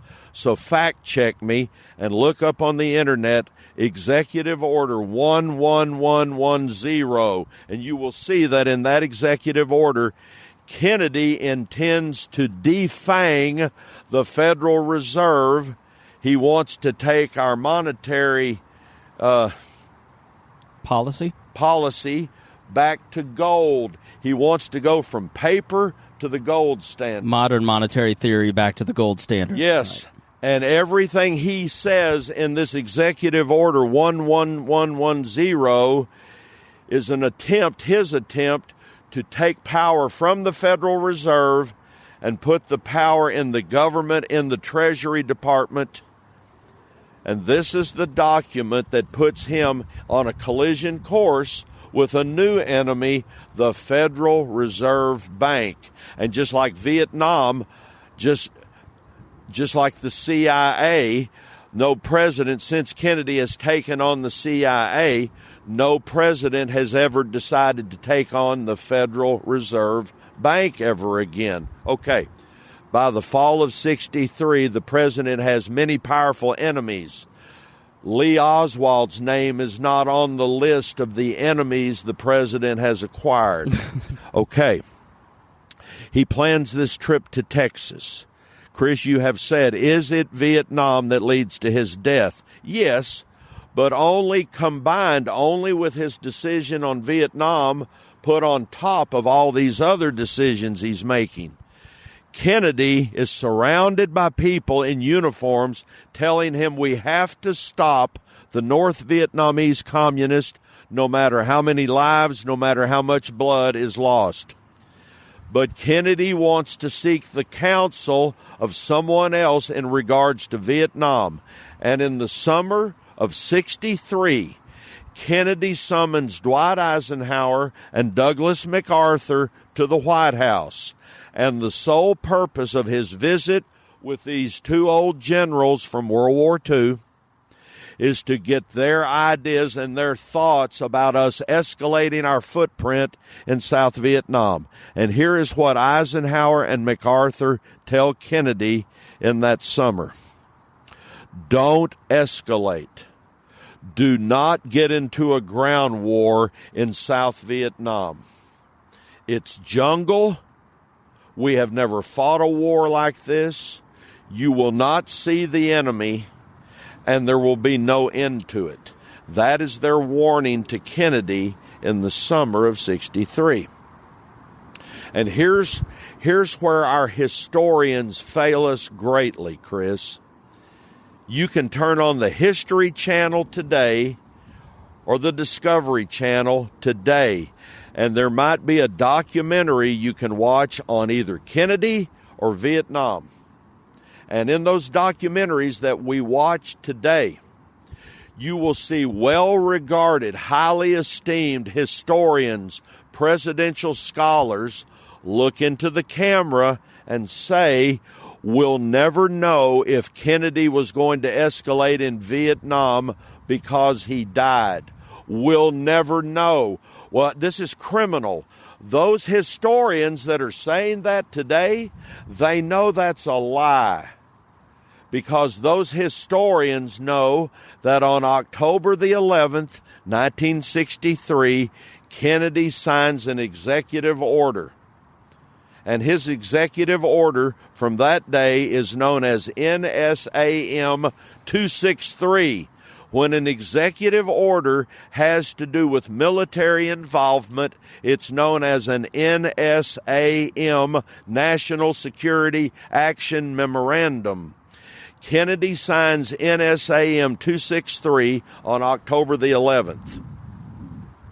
What is in Kennedy's document? It's there for us to look at today if we wish to. The American public did not know about 263 50 years ago. Today we know about it. It did exist. The president signed it. In that document, Kennedy is stating that it is becoming the policy of his administration and thus the policy of the United States government that we are withdrawing our presence from South Vietnam, and the document states that by December of '65, every American will be withdrawn. Chris, if you will allow me to continue on that subject for just another moment. You're being very patient with me. Let's leave Kennedy signing NSAM 263 on October the 11th, and let's go on past November 22nd to Tuesday, November 26th. The 26th of November is the day after Kennedy's funeral. And on the 26th of November, Lyndon Johnson, meeting in the Oval Office with the admirals and generals who 5 days earlier had been advising Kennedy, in that meeting on that day, the 26th, Johnson signs NSAM 273. And Johnson's document overrides Kennedy's document of October 11th. And presidential historians today know this and never talk about it. Why? I would like to know why. But what is in Johnson's document? Johnson's document that he signs on November 26th is the beginning of the chapter of our country's history known as the Vietnam War. In Johnson's document, he is giving presidential authority to our military to begin overt action against the North Vietnamese. And Chris, you probably already know this, but I want your audience to know this. The results of Johnson's document on November 26th are this. Between 1964 and 1975, 10 million Americans are airlifted to South Vietnam. Nobody thinks about that today. Few Americans even know it or want to consider it. But look it up. fact check me in case I'm making this up. In that 11-year period, 10 million Americans are airlifted to the peninsula of Vietnam. Now, we cannot calculate of those 10 million Americans, the parents, the aunts, the uncles, the brothers, the sisters, the wives. But we can calculate that 10 million military personnel are airlifted. There's some more things we know. In 1959, Bell Helicopter is about to file for bankruptcy because nobody is buying helicopters in 1959. But we know that between 1964 and 1975, Bell Helicopter produced 20,000 Huey helicopters, and in that 11-year period, Bell Helicopter experienced their greatest growth and the greatest profits in the history of their company. I'm using Bell Helicopter as a microcosm of the military-industrial state. Right.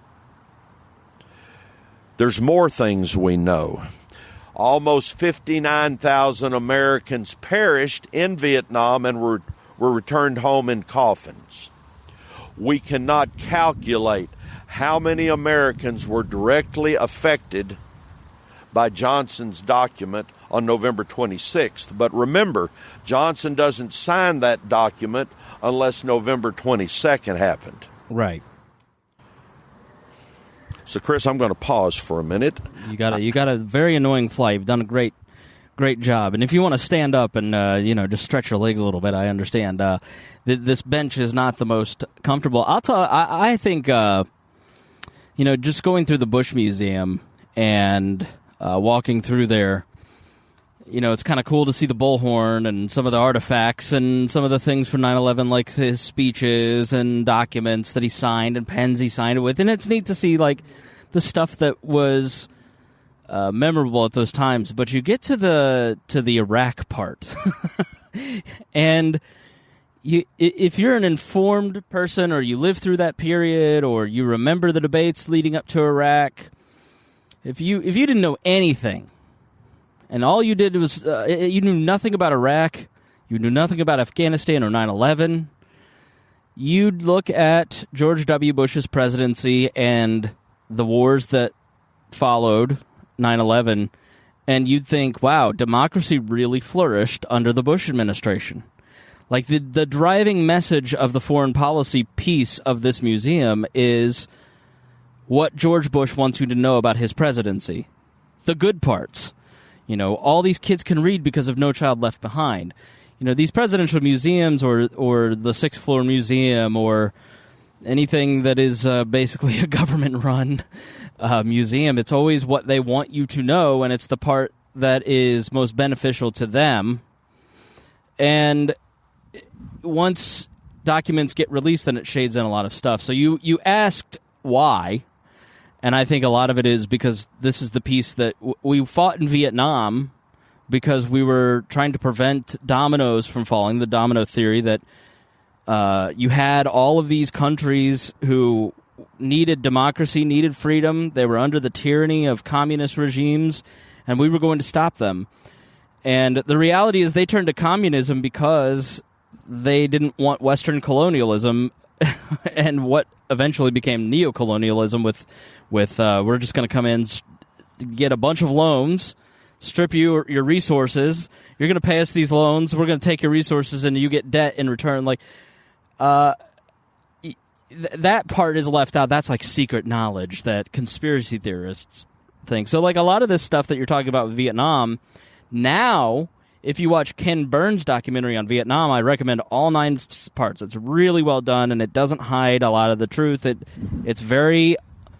You really watch the Vietnam documentary and you go, our government in the 60s, 50s, 60s, and 70s, what a bunch of shitheads. Excuse my language. Like, you just go, you guys knowingly sent 59,000 men to their death for no reason. You knew from the beginning that this war wasn't going to mean anything. And so the idea that the reason we went into Vietnam was for the Bell helicopters, or I'm going to ask you about the Brown brothers in a second, for those people is a very compelling argument to me having studied a little bit about Vietnam, I mean, it was such a senseless, useless war that tore the fabric of this country to where we've not recovered. We now have our current problems because of Vietnam. It makes sense to me that the war was really about money. And talk about the Brown brothers just briefly, because I think that shows the linear thinking of where we're at today. You know, it starts here and ends here, and it's the same people involved. Chris, your audience needs to know that you and I have gotten to know each other over the last few days, and you and I have had previous conversations, and you're helping me to get to some points that you want your audience to know. So thank you for guiding me. Okay, when Chris and I met a few days ago, we eventually got to the topic of who benefits once Vietnam actually becomes this enormous event in our history. Who benefits? That's what we need to know. In 1965 and 1966, hundreds of millions of dollars of government contracts were awarded to a construction company in Houston by the name of Brown and Root.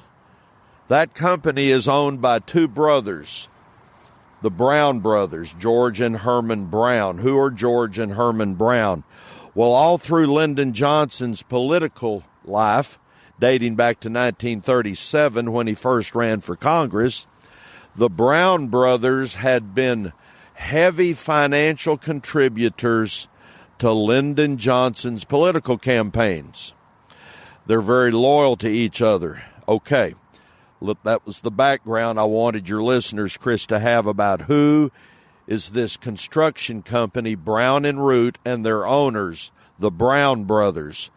Dear friends of Lyndon Johnson, heavily engaged in all of his political campaigns. So these government contracts awarded in 1965 and 1966 to Brown and Root. What is Brown and Root charged with doing? It is the Brown and Root Construction Company, Houston, Texas, that builds the infrastructure in South Vietnam. The roads, the bridges that our millions of troops travel over through those rice paddies are built by Lyndon Johnson's dear friends, the Brown brothers. And I think what Chris wants me to also say is, we don't hear about Brown and Root today, but they do exist. They are a subsidiary of a larger company that absorbed them some years ago, and the parent company of Brown and Root today is Halliburton. And I know Chris wanted me to say that. Yes. And what does Halliburton do now? And why were they so controversial during Iraq? Do you know? Well, I know that before Dick Cheney agreed to be George W. Bush's running mate, he was the chairman of the board of Halliburton. Right, the vice president. And he resigned that position to return to political life. And I know that Halliburton was heavily involved and achieved heavy profits during the Iraq War. So, anyone listening to us, Chris, and I'm assuming your audience is going to be a little more knowledgeable than most audiences. They're brilliant people. Excellent. I'm glad to know. Okay, very intelligent people. Chris, I'm going to sit up a little straighter now. Okay.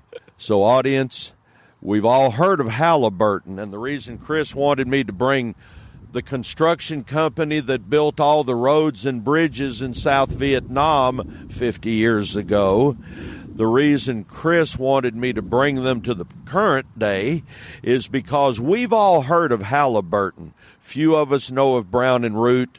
We've all heard of Halliburton. And what we're saying is, if we don't pay attention, if we don't learn from our history, if we don't learn from our mistakes, those mistakes will appear again as we make new history. I learned that in 2003 when I was in a class by a flaming leftist hippie named Susan Erickson. at IUPUI, and she and I debated the Iraq War almost every single day, and I was just a good little bushy. And I just hook, line, and sinker was like, we know we need to do this. I've since come to realize how wrong I was. And she goes, who do you think she goes, do you think Vietnam was a mistake? Yes, I do. Okay, well then why do you think Iraq would go better? I go, it's different people. She goes, it's not different people. Go look at Wikipedia at the career of Dick Cheney and Donald Rumsfeld and Paul Wolfowitz and John Bolton, and you go, oh, it isn't different people, it's the same people. And so the way that politics generally works is that friends who are connected together kind of rise together and then help their friends out as they become president. I mean, Lyndon Johnson flat out says when he's appointing him to the Warren Commission, I owe you everything, and now that I'm president, Bill Russell, I'm a Bill Russell acolyte, and I'm going to do a lot for you, and so I need you to do this for me. I mean, that's how politics truly works. It's not what you see in the museums of this is for a greater cause and I have a charge to keep and this is public service. It's really about helping you and your friends get rich off of the dimes of the people listening to this podcast. But everybody listening is going, okay, we get it. Get to the assassination part. We're an hour and a half in and you haven't gotten to the part of why I tuned in. And what I an hour and a half, Chris? Can you believe you talked for an hour and a half? Yes, and so can you. I can. That's why you've invited me. Yes, but most people need to know why Robin thinks that JFK was killed, and his argument is persuasive, to understand what happened on that day. The idea of just one random nut job, maybe people assign conspiracies because they can't handle the randomness of one nut acting alone, and that's too chaotic for our brains. Maybe. But when you look at the things that he's talked about in the lead-up, you go, okay, wow. All right, so a lot of that is convincing. So let's get to the actual day. Let's go back to the question of who are the decision-makers, how was it put into motion, why Dallas? Let's talk about like the immediate lead-up in those 2 months going, who's involved, and why, and how does it take place?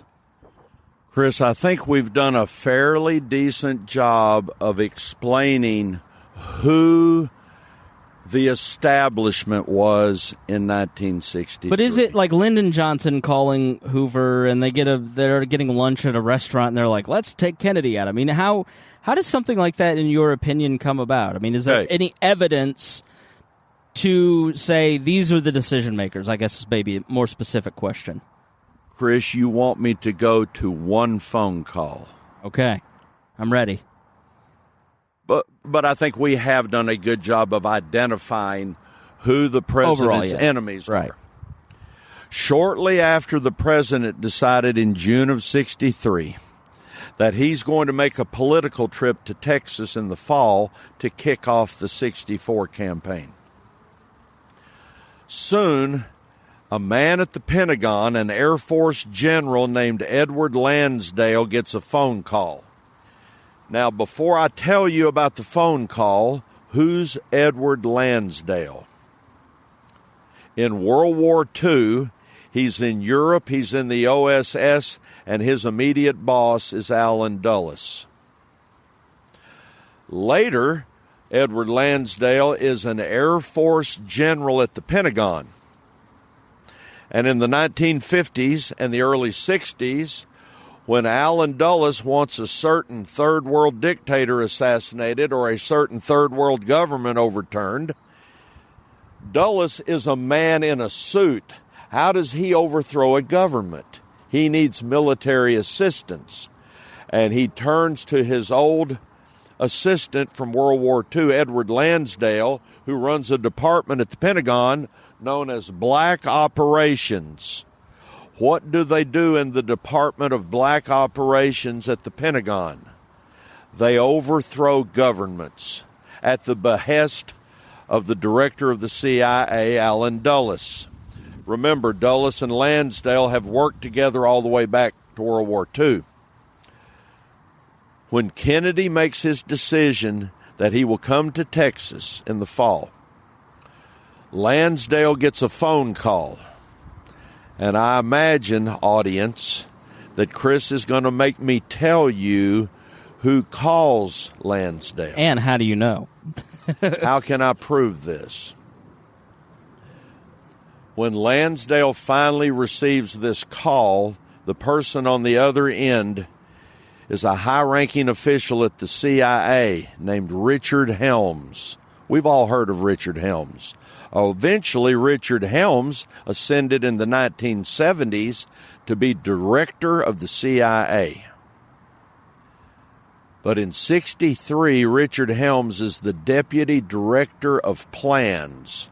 He's a higher up, but he's not in charge. Yeah, imagine somebody goes, "You're going to be the deputy director of plans." You go, "You're making that title up."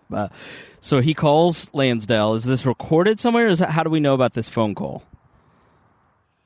First of all, Chris, there is no document that will implicate any important American in the murder of John F. Kennedy. Right, but is there like a call log somewhere that we know that this took place? If that call log ever existed... Right. Why would it exist now? So Chris, I got your point. What I have to explain regularly to my clients, who are my clients? People who want to solve the Kennedy murder. What I have to explain all the time is, and I understand, many of my clients are smarter than I am, but yet they're with me because they know I can connect dots for them. Mm-hmm. That's what I do. Sometimes, Chris, when I'm continually said, why? How do you know that? Prove that. How do you know that? Prove that. Eventually, I have to say something like what I'm going to say now. Because I know. Okay. It's my job to know, and I know. Yes, it's great if I can have concrete proof. But I believe because of what eventually took place, that Lansdale gets that phone call. It is Helms, and I'm going to paraphrase because I cannot produce that phone conversation, of course, Chris. Right. I'm going to paraphrase. Helms tells Lansdale, we're going. We need a plan. And if that conversation happened, I'm asking you to take what I think is not a large leap, but a small leap, and go with me on this, that conversation occurred. What that means is at that point, the cabal, you gotta hold it. The cabal, right. The deep state has turned to someone to carry out this assignment who overthrows governments regularly. They've turned to Lansdale. This is the man that knows how to do this. Mm-hmm. Okay. How can I say this to you with confidence? Chris, let's go back to Fletcher Prouty. You are currently reading a book of retired Air Force Colonel Fletcher Prouty. Evidently, you're interested enough that you're reading one of his books. He has published 2 books. He is deceased, but in his life he published 2 books concerning the Kennedy murder. Who is Fletcher Prouty, this Air Force colonel, in 1963? He is Edward Lansdale's chief deputy in the Black Ops Department. If you will refresh yourself with the movie JFK, and when you get to the scene where Jim Garrison, played by Kevin Costner, is walking through the mall in Washington with a man in a black hat and a black overcoat, played by Donald Sutherland. In that scene, Sutherland is playing Fletcher Prouty. Why is Prouty important? Because Prouty is Lansdale's chief deputy. And one of Prouty's most important jobs is when an American president travels, Prouty will arrange for there to be military assistance to the Secret Service as a president is traveling through modern American cities. There will always be military assistance to the Secret Service in providing the president all the protection we can possibly muster. And in the fall of '63, Edward Lansdale at the Black Ops Department at the Pentagon dispatched his chief deputy, Colonel Fletcher Prouty, to be a military escort and accompany some congressmen to the South Pole to inspect a new U.S. military installation there. When Prouty is given those orders by Lansdale, he knows he's way overqualified to babysit these congressmen. Mm-hmm. But Prouty does as everybody does in the military or in the intelligence world. He blindly follows his orders. On Saturday, November 23rd, Prouty, the Air Force colonel, is returning from the South Pole with the congressman, and they stop at an airport in New Zealand to refuel. This is Saturday, November 23rd, and Prouty picks up a newspaper in the terminal building at this New Zealand airport. And on the front page of this New Zealand newspaper, he reads that John F. Kennedy has been assassinated in Dallas, Texas. The entire front of this newspaper is talking about Kennedy's murder, and the newspaper even devotes a couple of columns to giving the entire life history of the man who has been accused in Dallas of murdering Kennedy.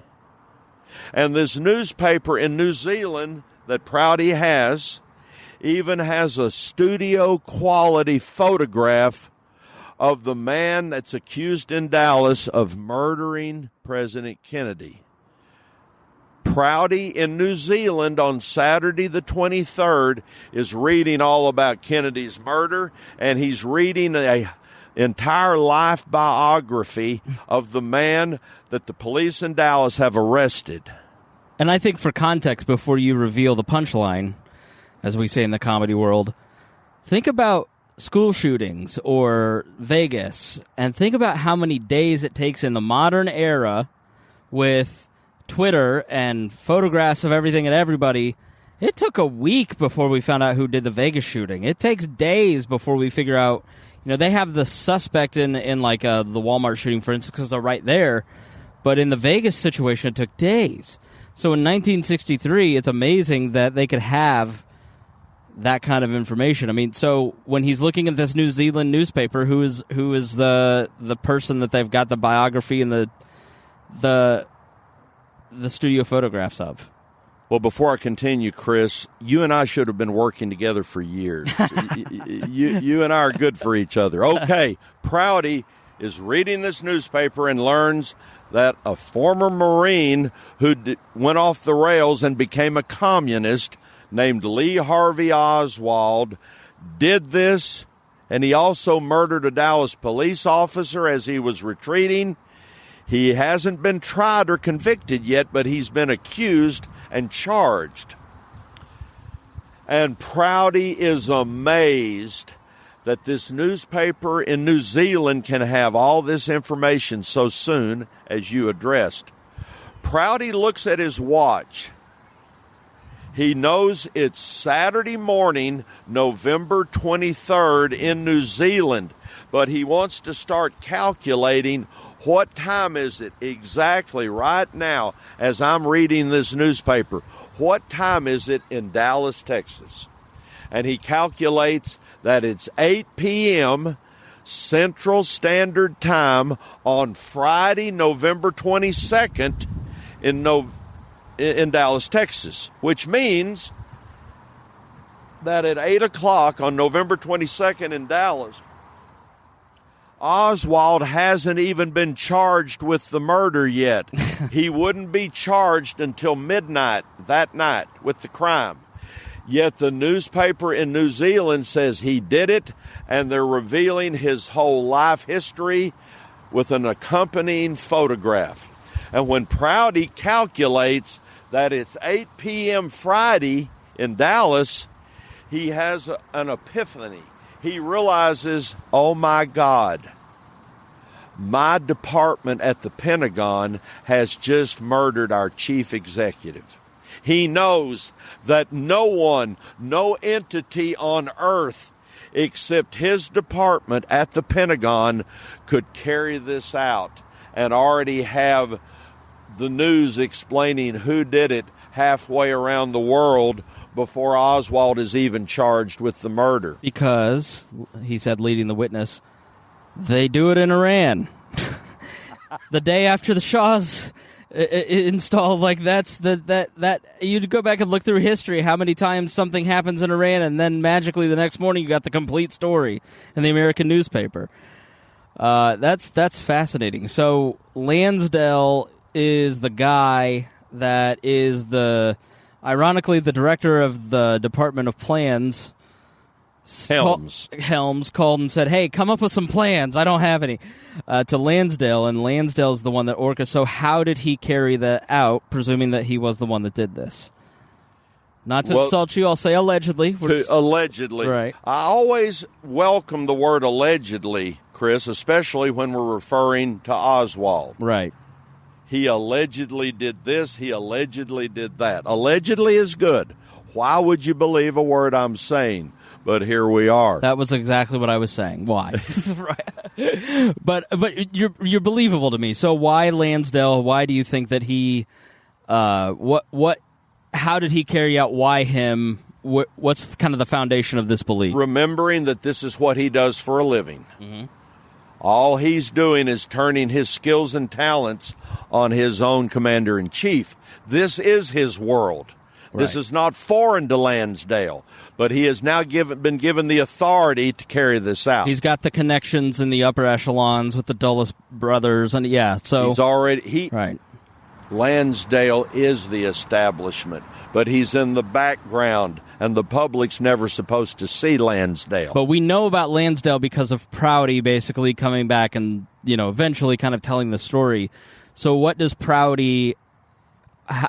What does he find in terms of how the execution was taken? Prouty returns from New Zealand.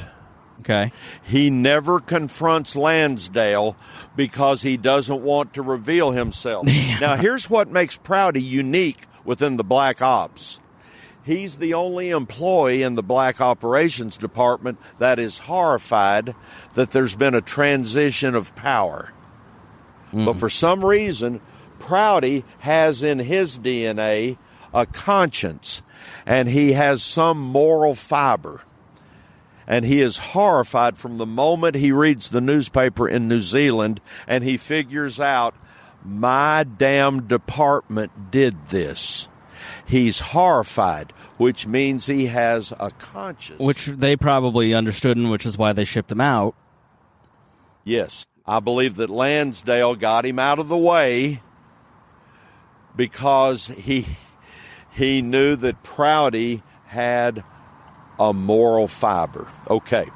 Prouty returns. He never confronts Lansdale. He doesn't want Lansdale to think he's prying.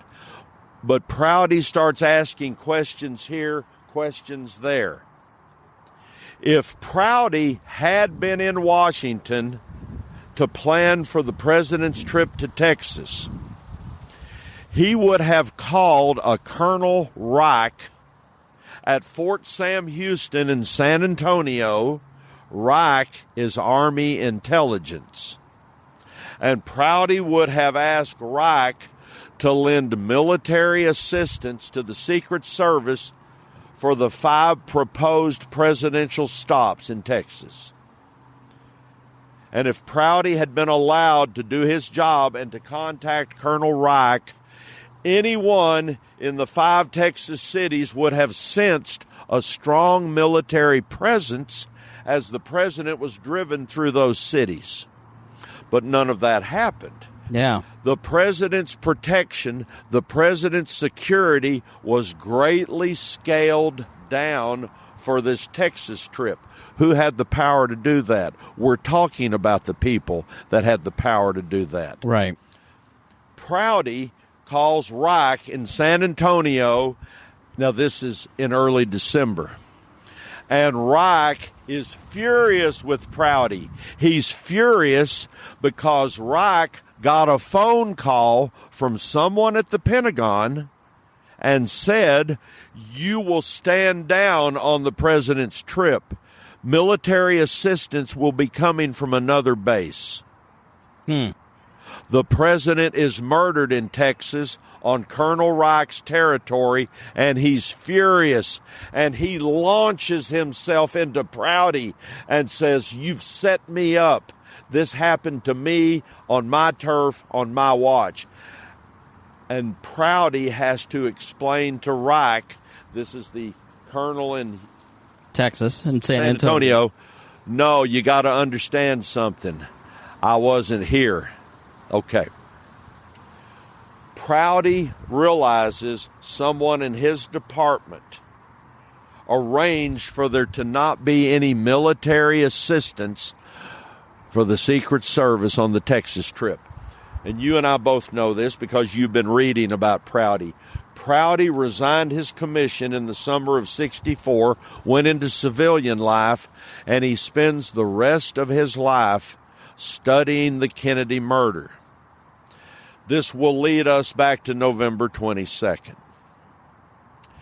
You know, and I know, that there are a series of photographs. You can find them on the internet. Anyone in your audience can, the moment they wish, go on the internet and find a series of 7 photographs of 3 men known as the 3 Hobos in Dallas on November 22nd, '63. And Wikipedia has it as the 3 Tramps. So if you look it up on Wikipedia, that's... I'm sorry. No, my it's okay. terminology was wrong. Why do I want us to talk about the 3 Tramps? These are men who were pulled off of a railroad boxcar behind the grassy knoll in the moments after Kennedy was murdered.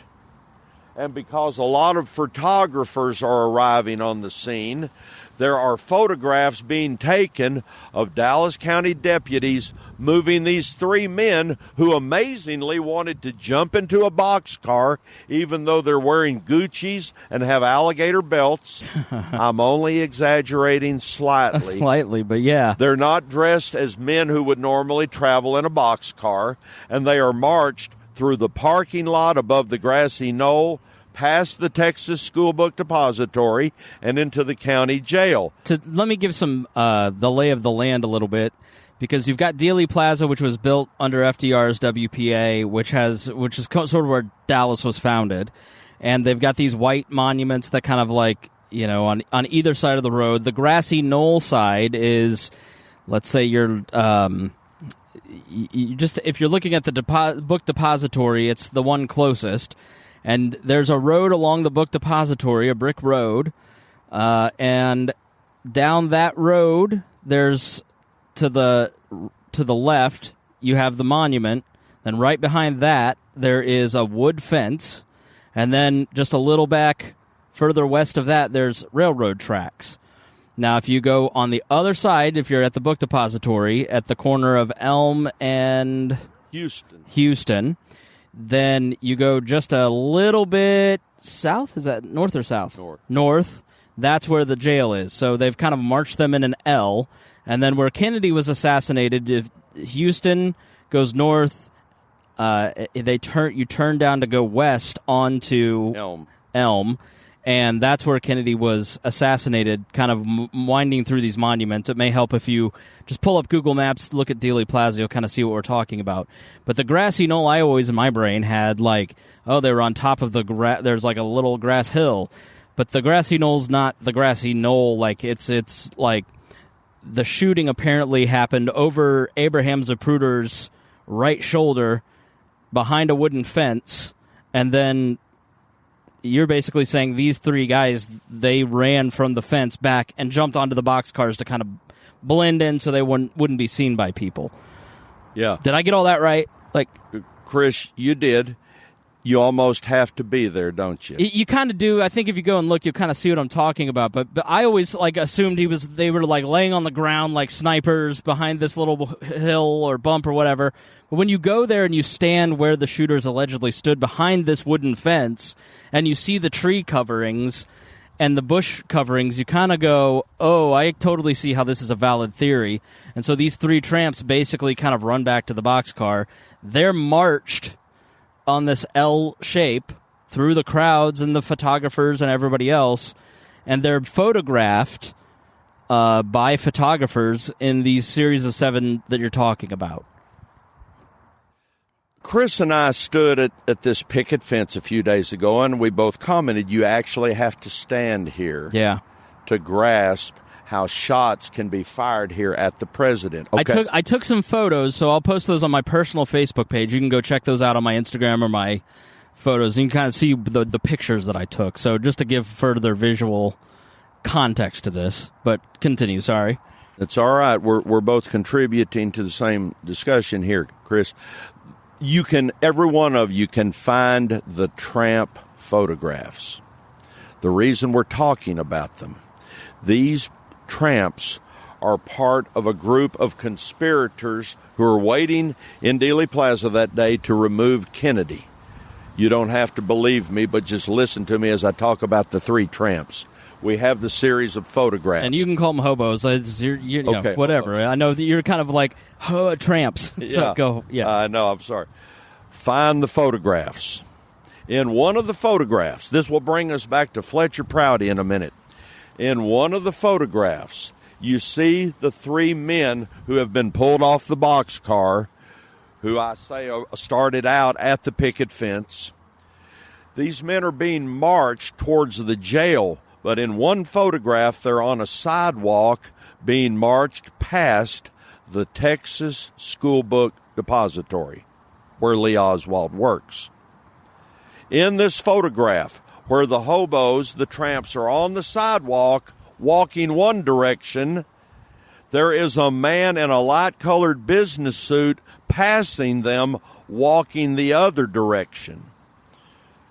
There's very few people who would be able to identify who is the man in the business suit because his back is turned to the photographer.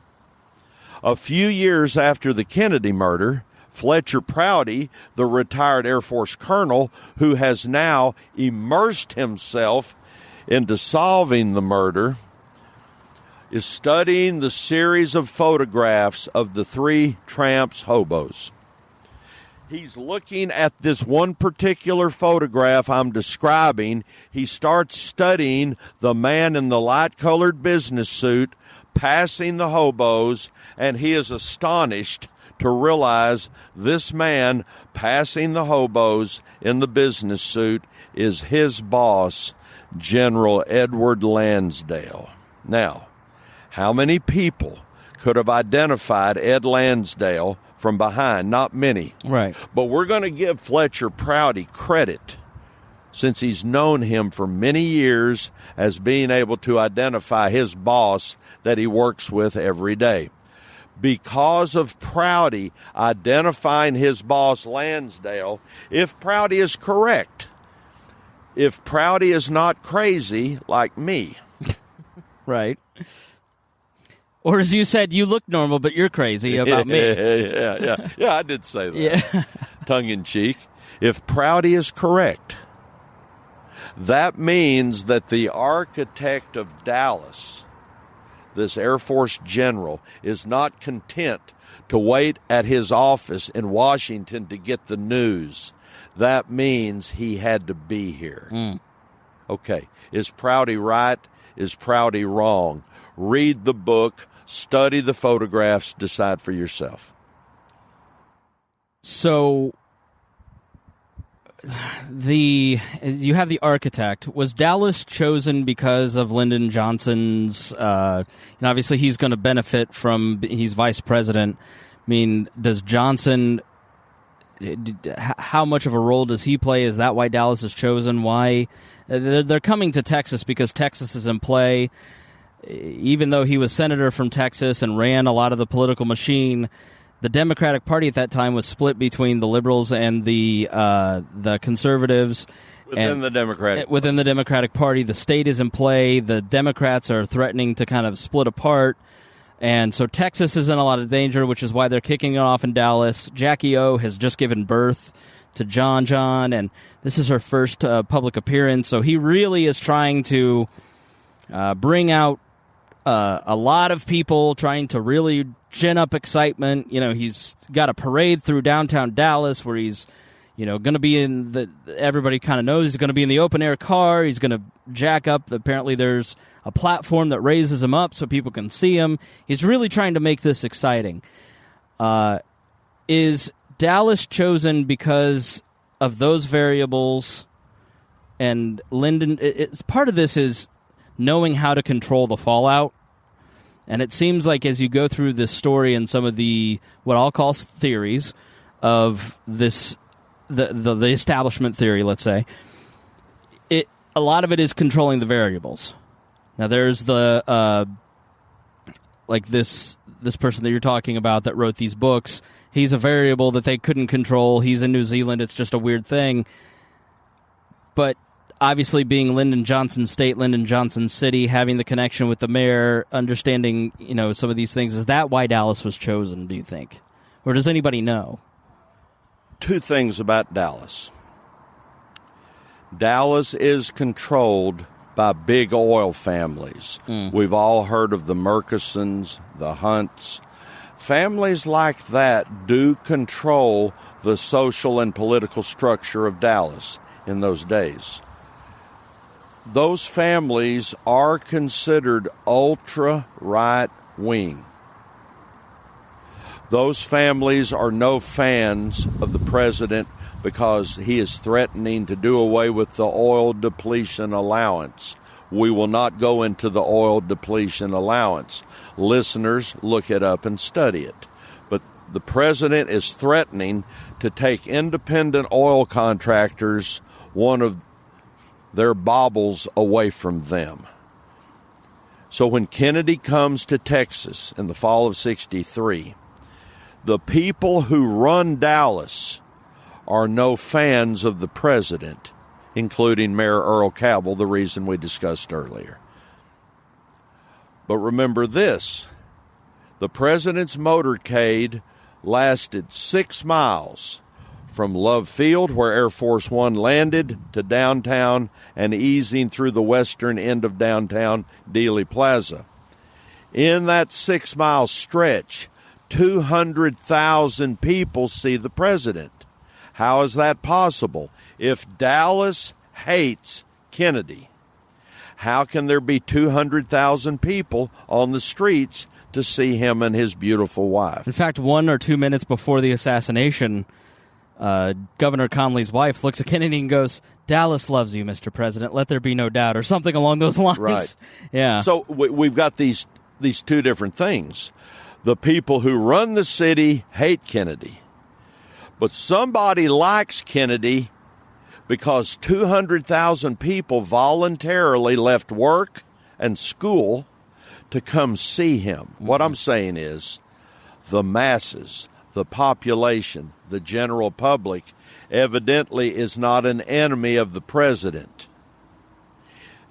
All of his opinion polls show that he is well liked. I'm telling you, the power structure in Dallas does not like the president, but that didn't affect the citizenry of turning out and wanting to see the president. Yeah. So you've got two different factions here. Yeah, so controlling who's asking what questions and how seems to be fairly instrumental in a lot of this, and Lyndon Johnson's famous for leaning on people.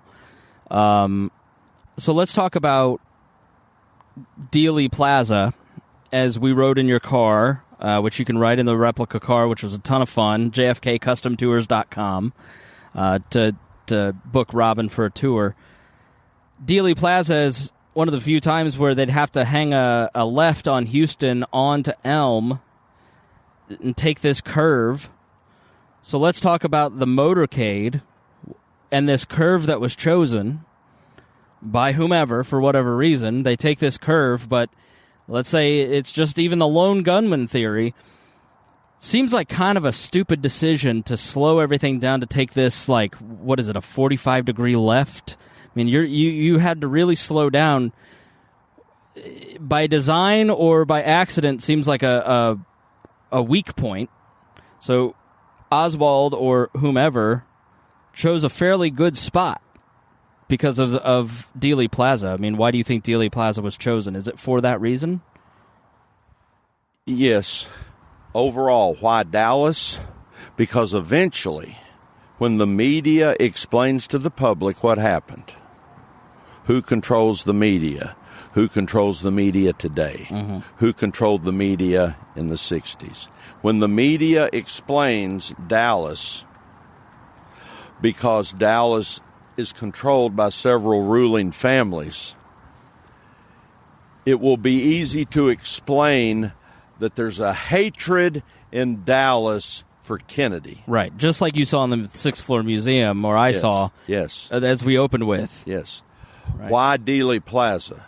This turn, listening audience, this turn Chris is describing, you would almost have to be there, but Google it and study it. The president's car had to make a really severe turn. Chris is asking, why do they make that turn?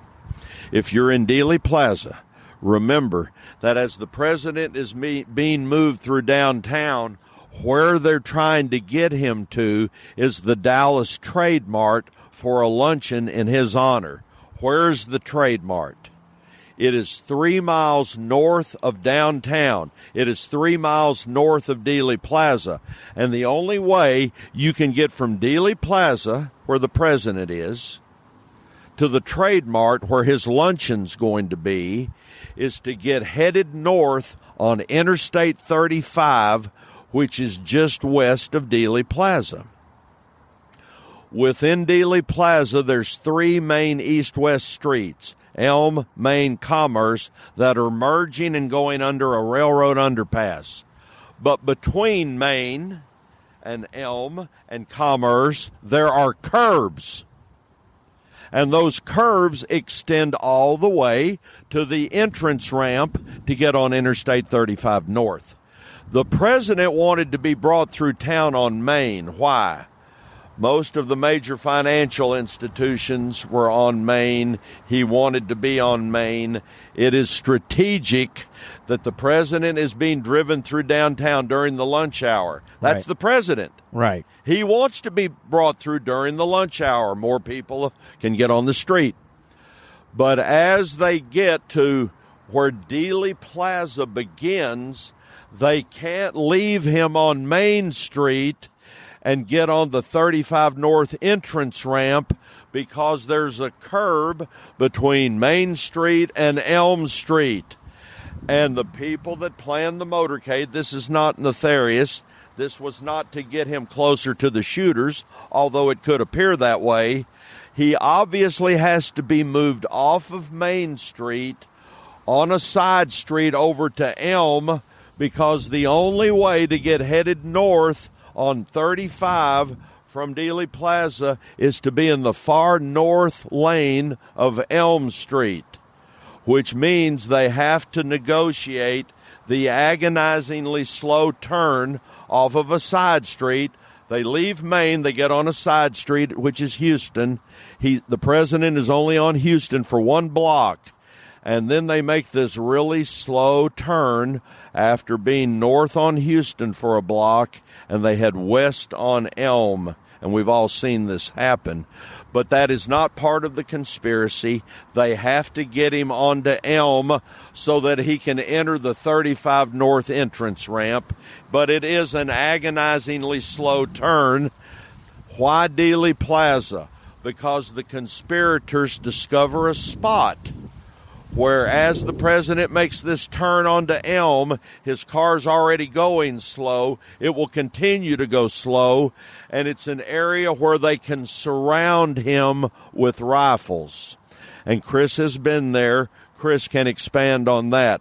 But in the moment where the president is murdered, he is surrounded by riflemen, and they can all be concealed. They can all be hidden from the public. So let's start from east to west then of who were the riflemen in Dealey Plaza at that time. Everybody knows Lee Harvey Oswald up on the 6th floor.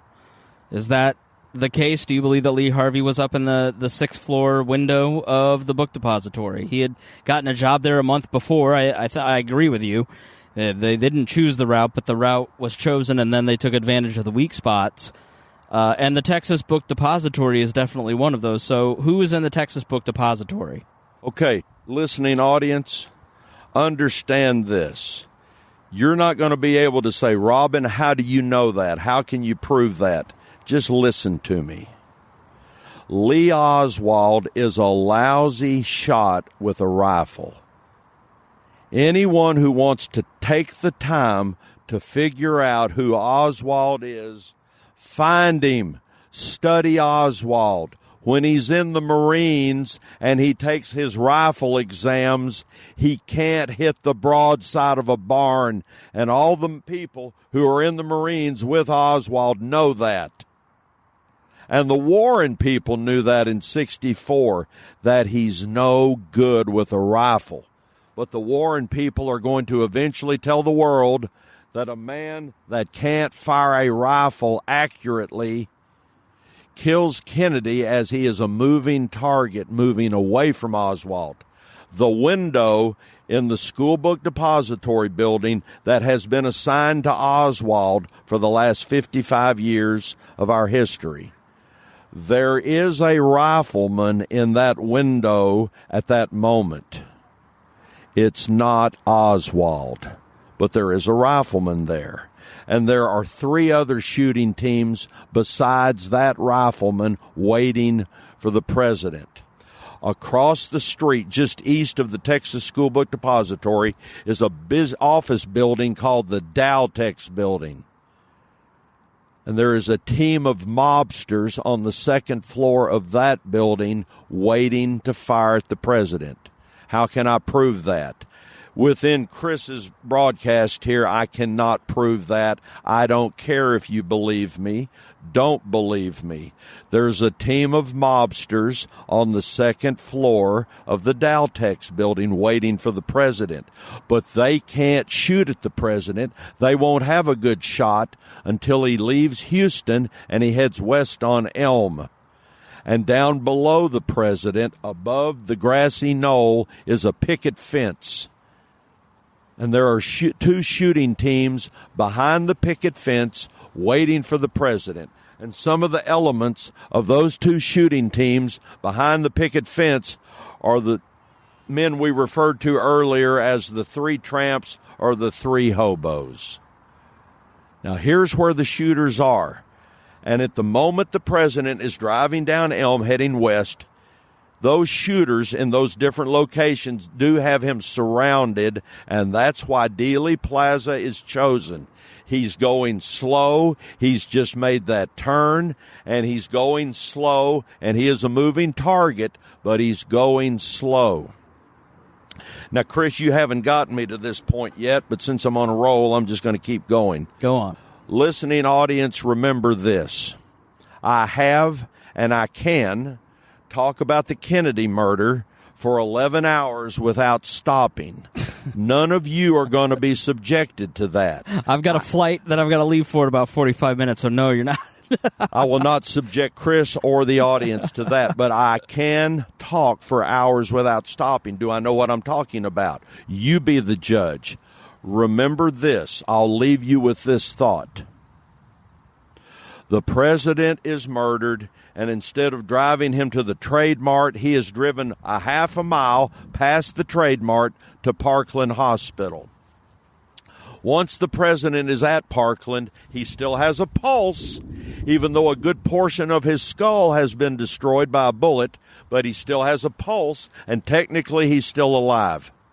When the surgeons at Parkland get to the room where Kennedy has been taken, these surgeons, these medically trained surgeons, identify an entrance wound in the president's throat, and they identify an entrance wound in his right temple.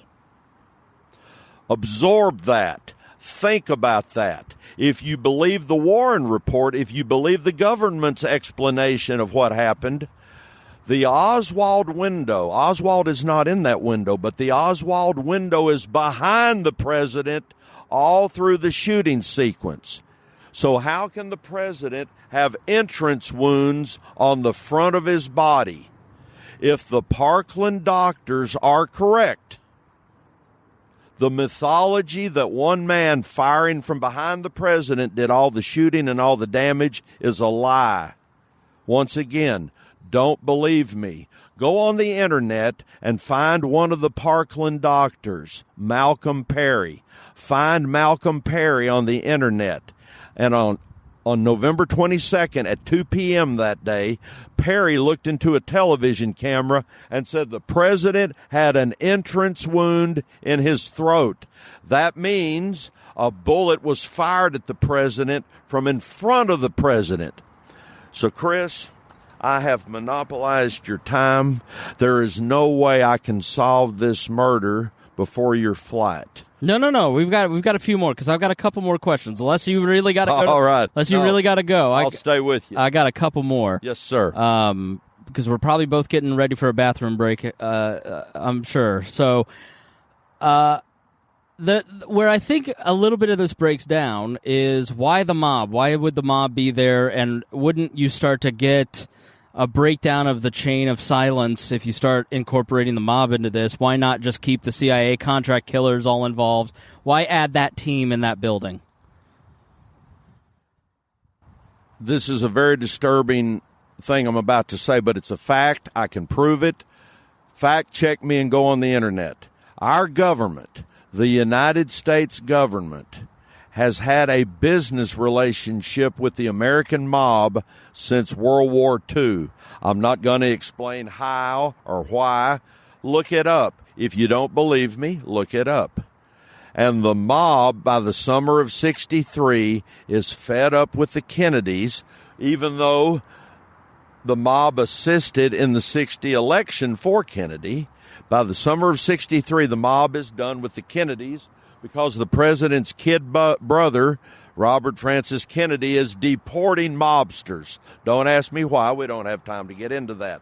But the mob has had it with the Kennedys by the summer of '63. And because they are business partners with the intelligence community of our government, they are asked to participate, and they willingly and gladly participate. Doubt me, assume I'm lying, but if you're interested, look it up. The mob wants to be involved, and Lansdale, the Air Force general, invites them to be part of this moment in our history. Okay, so who is in the sixth floor window? If it is not Oswald. If Oswald is just there to get him in and out of the building, who's in that window? Oswald does not participate at any level in the murder of the president. Oswald's job is to be blamed for all this. He doesn't know that. But just remember, Oswald does not participate at any level. So who is the rifleman in the Oswald window? Chris is going to make me tell you. Chris already knows. He wants me to tell you. The shooter in that window, 6th floor, Texas School Book Depository, is a man named Malcolm Wallace. Who is Malcolm Wallace? You can find him on the internet. Who is he in 1963? He is an employee of Lyndon Baines Johnson.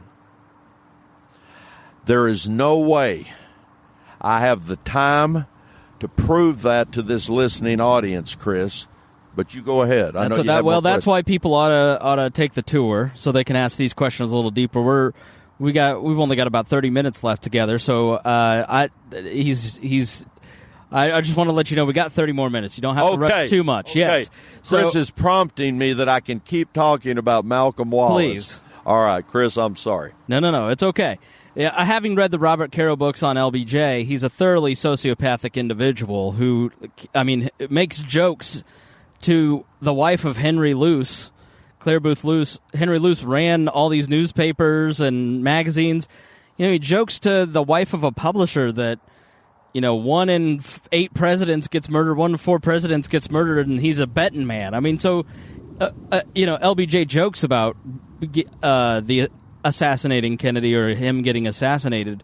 So it isn't crazy to me to hear what you're about to say about what Wallace does for LBJ, Who is he, and what does he do for him? What is he, his maid? He is not, Chris, but thanks for prompting me. Okay. Chris is encouraging me, listening audience. So here we go. Let's go. We're already, what some might consider crazy land. Let's keep going.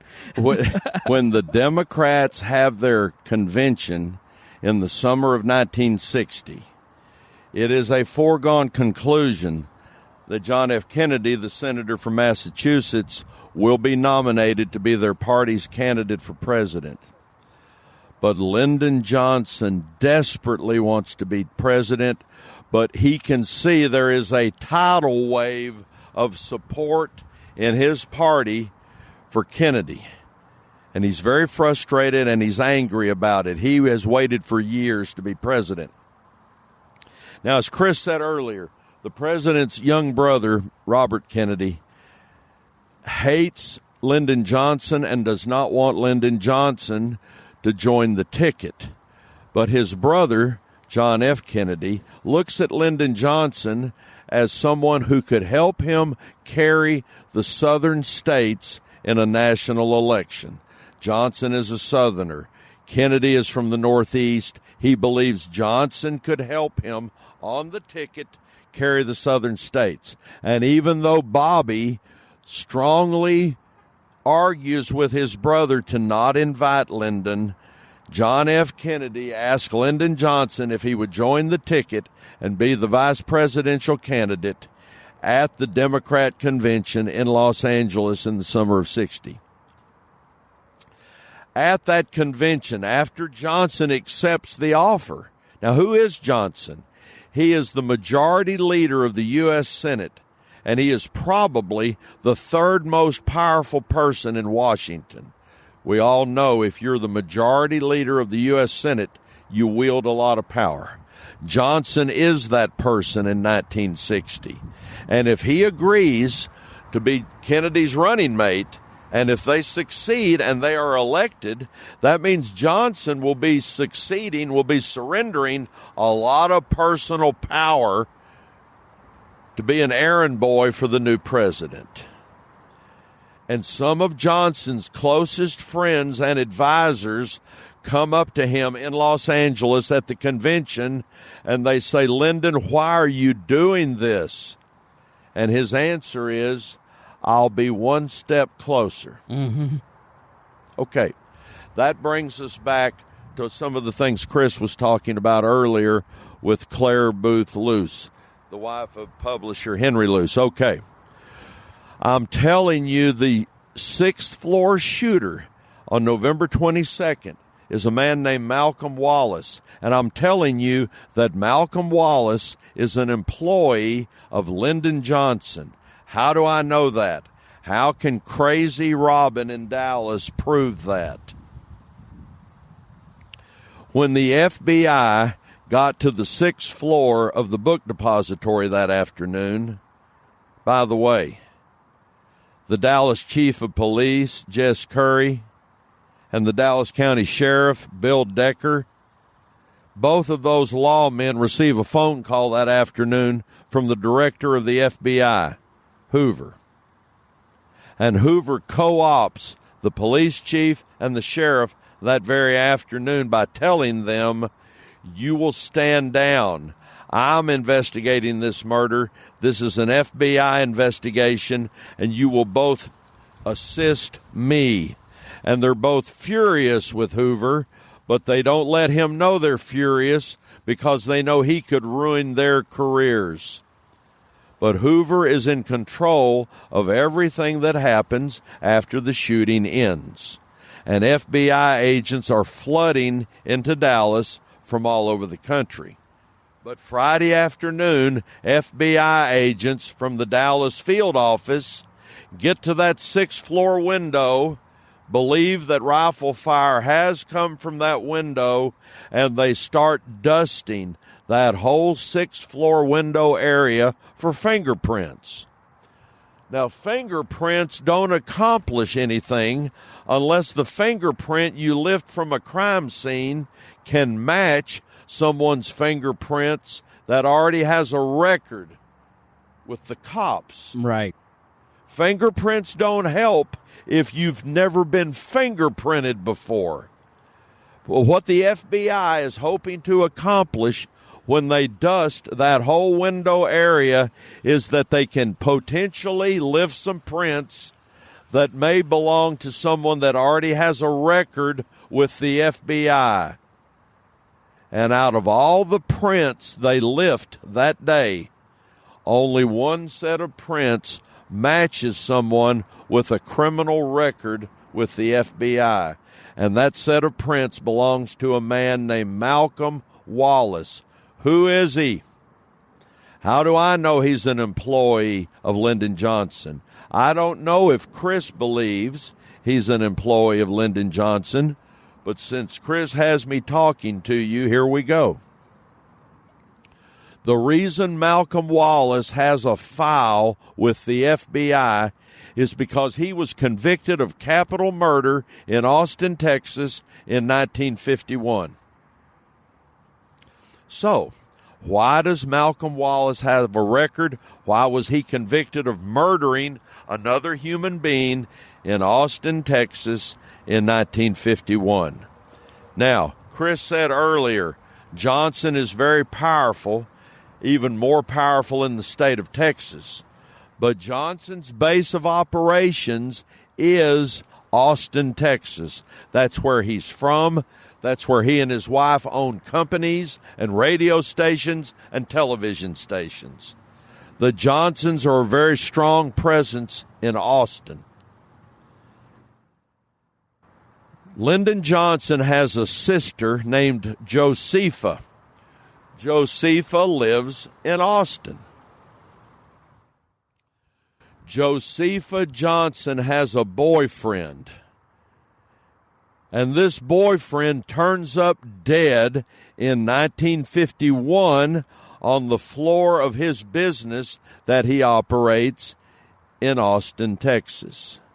Now, it's no secret that Lyndon Johnson doesn't like his sister's boyfriend. Josepha is an alcoholic. And Johnson knows that when his sister is drinking, she talks more than she should talk. And Lyndon Johnson has a lot of secrets that he doesn't ever want the public to know. Anyway, a man is murdered in Austin. He is the boyfriend of Josepha Johnson. And the police investigate this murder and eventually arrest a man named Malcolm Wallace. And Malcolm Wallace is tried and convicted by a jury of his peers in an Austin courtroom for this murder. When it's time to sentence the man who is convicted, Malcolm Wallace, of this crime of capital murder, when it's time to sentence Malcolm Wallace, the judge gives him a 5-year suspended sentence. And Chris and I discussed this the other day. In the whole history of Texas jurisprudence, the only time an individual has ever been tried and convicted of murdering another person, did that person that was convicted never spend a day in prison. The judge in the case gave Malcolm Wallace a 5-year suspended sentence. He never spent a day in prison. How is that possible? Well, remember who Lyndon Johnson is when this decision is reached. But because Malcolm Wallace was convicted of capital murder in Austin, Texas in 1951, but by the time his trial and the sentencing occurred was early 52, because that event did occur, the FBI has a file on Malcolm Wallace. And amazingly, this man, who has been employed by Lyndon Johnson since 1948, Malcolm Wallace, who has murdered on orders from Lyndon Johnson previously, Amazingly, Malcolm Wallace's fingerprints are recovered from that window of that building that day. And when the FBI agents finally have their match that evening of the fingerprints they have recovered from that window, and they match the fingerprints of the man with the file in Washington, Malcolm Wallace, FBI agents readily report that to their boss, Hoover. But those fingerprints will not deter Hoover. Hoover has already determined it is Oswald in that window. Oswald acted alone with no assistance. Fingerprints be damned. All other evidence that starts showing that Oswald is innocent, that evidence be damned. Hoover has his man. It is Oswald. Is it troubling? Is it perplexing to any of you that the man accused of the crime of the century, the murder of John F. Kennedy, is gunned down 2 days later in the basement of Dallas Police Headquarters, and he is murdered? Oswald is murdered while he is surrounded by over 70 law enforcement officers by a Dallas businessman named Jack Ruby. Is that moment in our history, the Oswald murder, is that troubling to any of you? The answer should be yes. Well, Jack Ruby owned a strip club in town that a lot of police frequented, and he apparently slipped in with reporters. And when he shot Oswald and they all tackled him, he looked up and goes, "Hey guys, it's me, Jack Ruby," basically. And the documentary I watched, the cop who was there goes, it was almost like he thought we were just going to go, "Hey, good job, man. Thanks a lot." He thought he could get away with it. So let's go to so if the death shots basically came from the grassy knoll, who was over there? Okay, Chris is going to make me talk about the grassy knoll shooters. Well, I mean, if those are the people who actually did it, then we got to. The most damage came from those shooters, Chris. That is true. Okay. Earlier we talked about the 3 tramps. Some know them as the 3 hobos. One of the hobos, remember, we have a series of 7 photographs. It's not just Robin and Chris lamenting about the 3 hobos. You can find them. Look them up. Look at their pictures. Look at their faces. One of the tramps marched into the county jail that day in Dealey Plaza, is 6'3", and he's blonde, and he's in his mid-20s. Doesn't really sound like a hobo. He's young, he's tall, he's blonde. But I am implicating him in the president's murder. Who is this tall hobo? By the early 70s, a very large number of Americans have rejected the Warren findings. What are the Warren findings? One man acting alone did all this by himself. And by the early 70s, a large number of Americans have rejected that explanation and gone out on their own to solve the murder. And from those doubts of the Warren findings was created a part of American society called Kennedy researchers. That's the world I'm in. I'm second generation. I stand on the shoulders of people who came before me, people who have forgotten more about the Kennedy murder than I will ever know. But Kennedy researchers come from American society because a great number of Americans don't believe what our government's explanation told us. And in Kennedy research, in that world, people devoted to solving the murder, Kennedy researchers are studying these 7 photographs of the tramps' hobos. And they come to believe that the tall, blonde-haired hobo is a notorious hitman by the name of Charles Harrelson. Who is Charles Harrelson? He is a hitman. He's a soldier of fortune. He's a mercenary. He is a contract agent of the CIA. And on November 22nd, 1963, Charles Harrelson is pulled off of a railroad boxcar, marched through the parking lot beyond the grassy knoll into the county jail. And there are photographs taken of Charles Harrelson. Now, here's the Kennedy researchers' problem.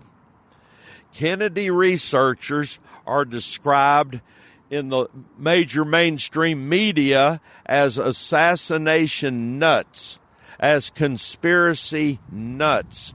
So who would believe a Kennedy researcher that the tall, blonde-haired tramp who was pulled off of a boxcar that day, moments after the president was murdered, who would believe one of us that says the tall, blonde-haired hobo is infamous hitman Charles Harrelson? Well, in 1991, Kennedy researchers, people like me but more skilled than me, went to see a woman in Houston named Lois Gibson. Who is Lois Gibson? There is a science known as facial forensics, and most law enforcement agencies will employ someone who is educated and skilled in the science of facial forensics. Lois Gibson, for many years, has been considered one of the world's foremost experts in that field. Lois Gibson. In 1991, Lois Gibson was employed by the Houston Police Department. And Kennedy researchers, about the time that the movie JFK was released to the public, Kennedy researchers went to Houston, and they have an appointment that they've made with Lois Gibson. And here's what they want her to do. They show her pictures of noted hitman Charles Harrelson, an expert with a rifle, and they show her pictures of the three tramps. And they want her to study the pictures of the three tramps and the pictures of hitman Charles Harrelson, and they want her opinion. Is the tall hobo Charles Harrelson, or are we crazy? And Gibson, this is important. Listen, if you're falling asleep, listen. In that moment in 1991, Lois Gibson. Who is Lois Gibson? She's not a Kennedy researcher. She's not a conspiracy nut. She's a respected expert in the field of facial forensics. Lois Gibson determines, using her skills, that noted hitman Harrelson is the 6'3" hobo.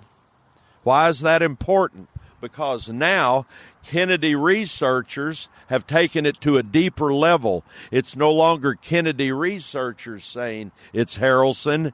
It's a respected world leader in facial forensics. That gets us to another level in my world, Kennedy research, of establishing it's not our suspicions, it's not our hopes, it's not our dreams that Charles Harrelson is one of the hobos, one of the men behind the fence at the moment of the president's murder. It's now documented. It's a fact, and that's important if you're trying to get to the truth of who murdered our 35th president. Well, Charles Harrelson's son says that he was there, right? Okay, Chris wants me to now drag you listeners in deeper. Just briefly, but yeah, I think this is a fun fact. Okay, Chris learned the other day that Woody Harrelson, this tall hobo, now that it's documented, we know Charles Harrelson is an assassin, that he made his living as an assassin. And now we know he was standing behind the fence on November 22nd. You don't have to believe me. A world expert in facial forensics, Lois Gibson, now tells us that is Harrelson. Harrelson was estranged from a son. He had a son. He never lived with the son. His son's name is Woody Harrelson. Yes, audience, Chris wants you to know that the bartender from Cheers has a father who was standing behind that fence that day. Even as recently as a couple months ago in Esquire, he said that, yeah, his dad was there. It's on his Wikipedia, a few statements. So I thought that was an interesting, fun fact. Do you think that the other two hobos I've seen online, just kind of looking up these guys up, some people think they're Howard Hunt and I forget the other guy's name, who were plumbers in the Watergate break-in. Do you think that the other two hobos were connected to Watergate? They were Hunt and I forget the guy, Stiglitz. I forget his name. Chauncey Holt, and it's like a guy with a German name.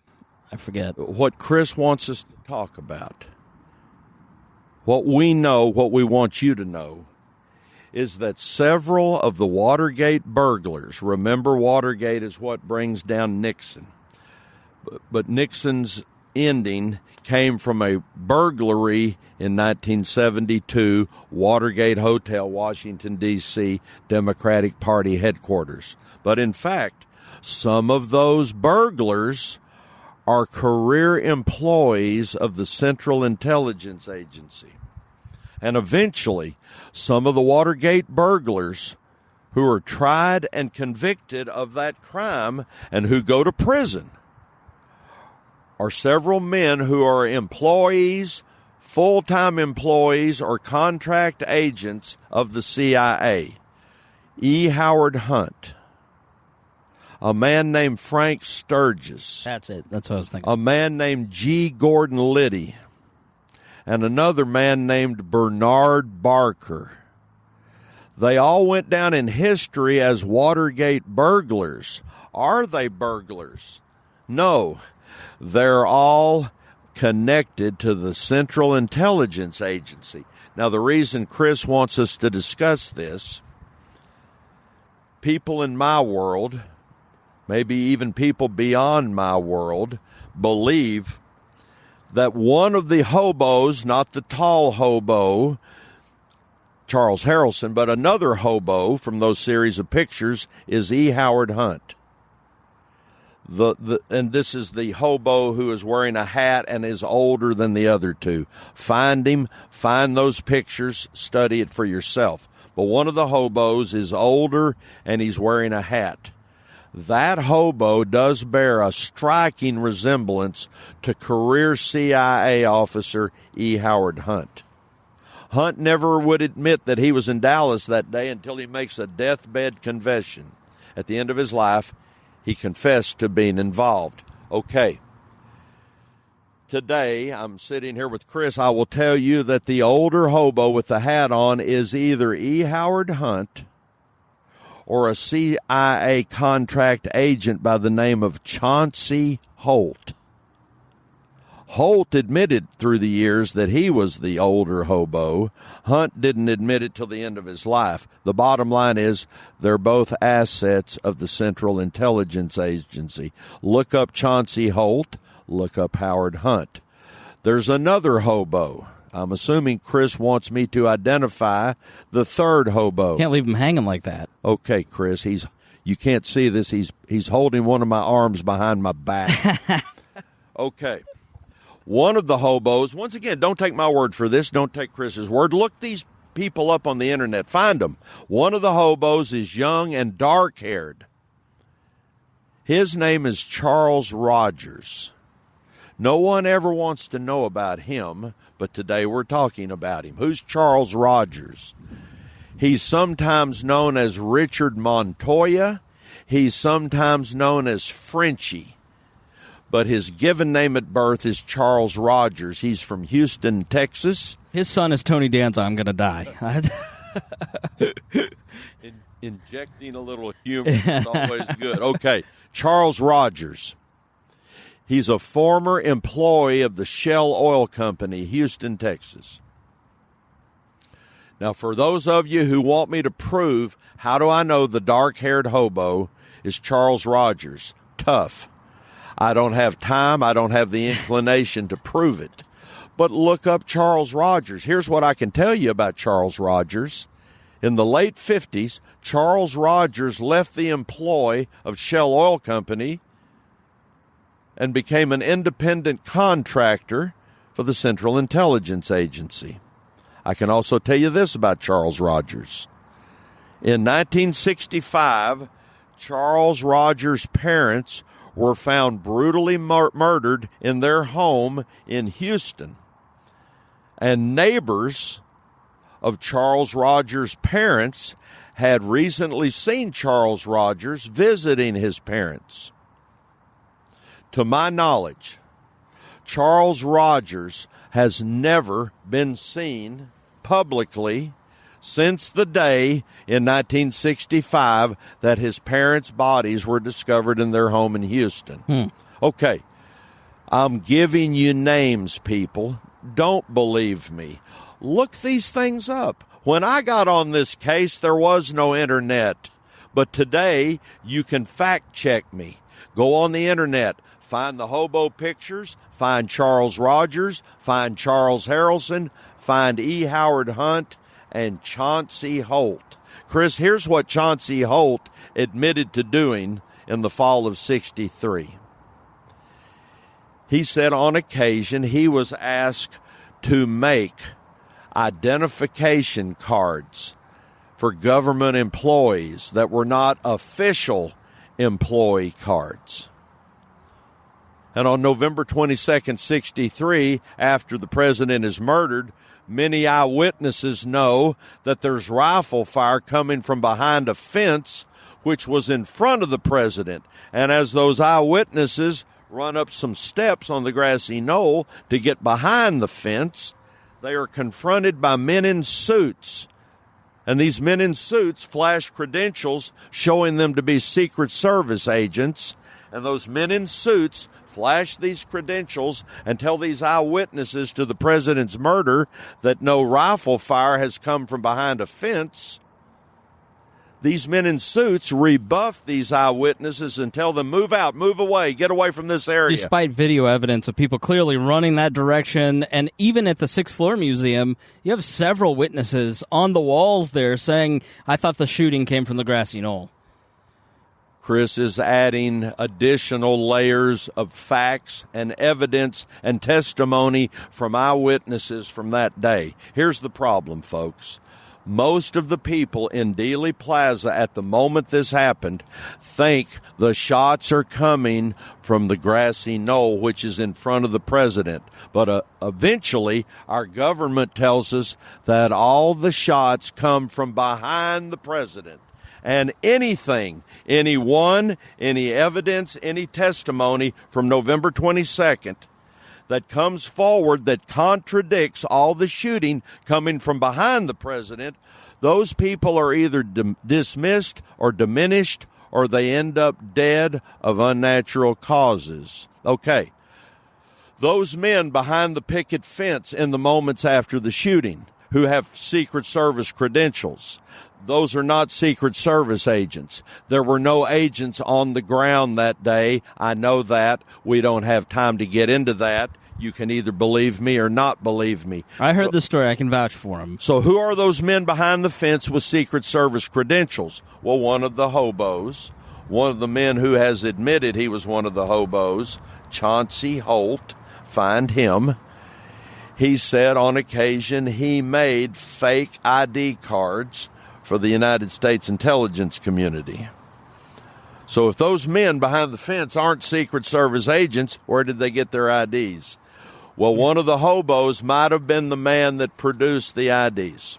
So this is my final question. It is not. I'll probably ask you one more for recommendations for people. But if all this is true and you've got all these different shooters, you have the what really falls apart in the Sixth Floor Museum on the official story is the pristine bullet, as they call it, or the magic bullet, where this bullet comes from Oswald's gun. There were only 3 shots, and one of the bullets came from his gun, went through Kennedy, went into Conley, it was zigzagged through everybody, and it was perfectly pristine. It didn't explode, it didn't blow up, and their explanation is, it was a military-grade bullet. It's very hard to believe, so if you Google pristine bullet, you'll see what I'm talking about. But when you you have a lot of eyewitnesses who say, I only heard 3 shots, or there were only 4 bullets, or there were only 3 bullets. If you have this many people firing, wouldn't there be a lot more bullets found? That's the only part where your version of the story where I go, you'd have a lot more witness statements of hearing more gunshots or finding more bullets in the ground. I mean, how do you reconcile that? There are photographs from Dealey Plaza in the aftermath showing men in suits picking up bullets and removing them, yet they never end up being part of the evidence. Earlier, Chris, you said if the mob's involved, why wouldn't somebody brag? Mobsters bragged for years they got Kennedy. Mobsters did brag. Many people bragged. A lot of people talked about this. Here's the problem. The people that are charged with investigating Kennedy's murder, we know them today as the Warren Commission, but Chris and I know it's a couple of congressmen, a couple of senators, an industrialist, and the former CIA director Allen Dulles, who Kennedy fired in 1961. Does it bother any of you that one of the Warren Commission members is an enemy of Kennedy's? Allen Dulles. It should bother us if we know about that. Another member was Gerald Ford, who, as soon as he got to Washington, started currying favor with the FBI and Hoover. The future president basically was like, no, please buy me off. And then he did everything he can to kind of, on the Warren Commission, move things the way that Hoover wanted it. But yeah, I mean, the cover-up seems...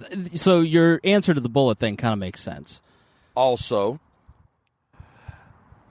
in the days after Dallas, as these people who become the Warren Commission, as they start assembling for their first meetings, Hoover meets with them, and he tells them, he doesn't suggest, he tells them, you won't need any investigators.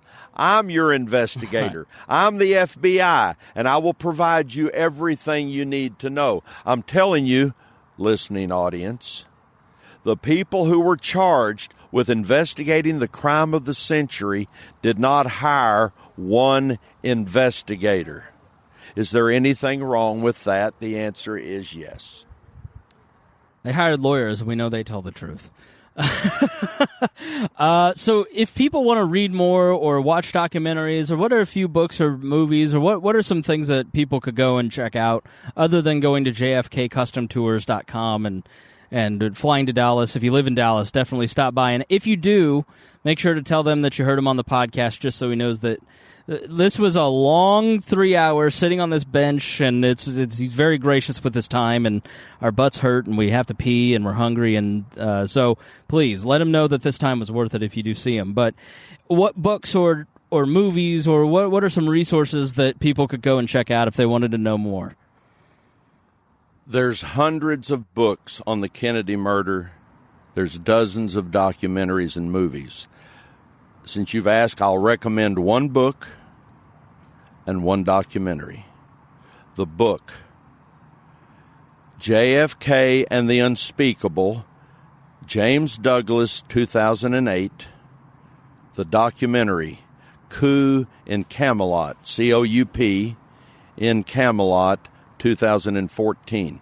If you have that book and that documentary, you will be well equipped to go as deep as you want to go. And it gets dark and it gets ugly. This is a very dark chapter in our history. I have many friends in the research community. I will anger some of them by only recommending one book. But if you have to have one book and you have to get to the truth, those are my recommendations, Chris. I'm reading, and I really do like this book that I'm on audiobook, Cruel and Shocking Act by Philip Sheenon, basically documenting, he's a New York Times journalist who started documenting the Warren report and how it worked. I don't get the sense that he's a conspiratorial guy in any way. It's just sort of like, here's the flat reporting on the Warren Commission and how it all kind of falls apart for him. So that's pretty interesting. But I'm certainly not anywhere near your level of knowledge, and I really do appreciate the time. You've been very gracious. You've been fun, and hopefully the audience knows exactly why I wanted to spend some time with you and hear. And so if you're in Dallas, definitely, again, jfkcustomtours.com, and tell them that we sent you. Is there anything else that you'd like to say to people? Any final self-promotion or final thoughts, or what would you like to leave people with? Chris, I like to stay in the background. Okay. I'm glad we met.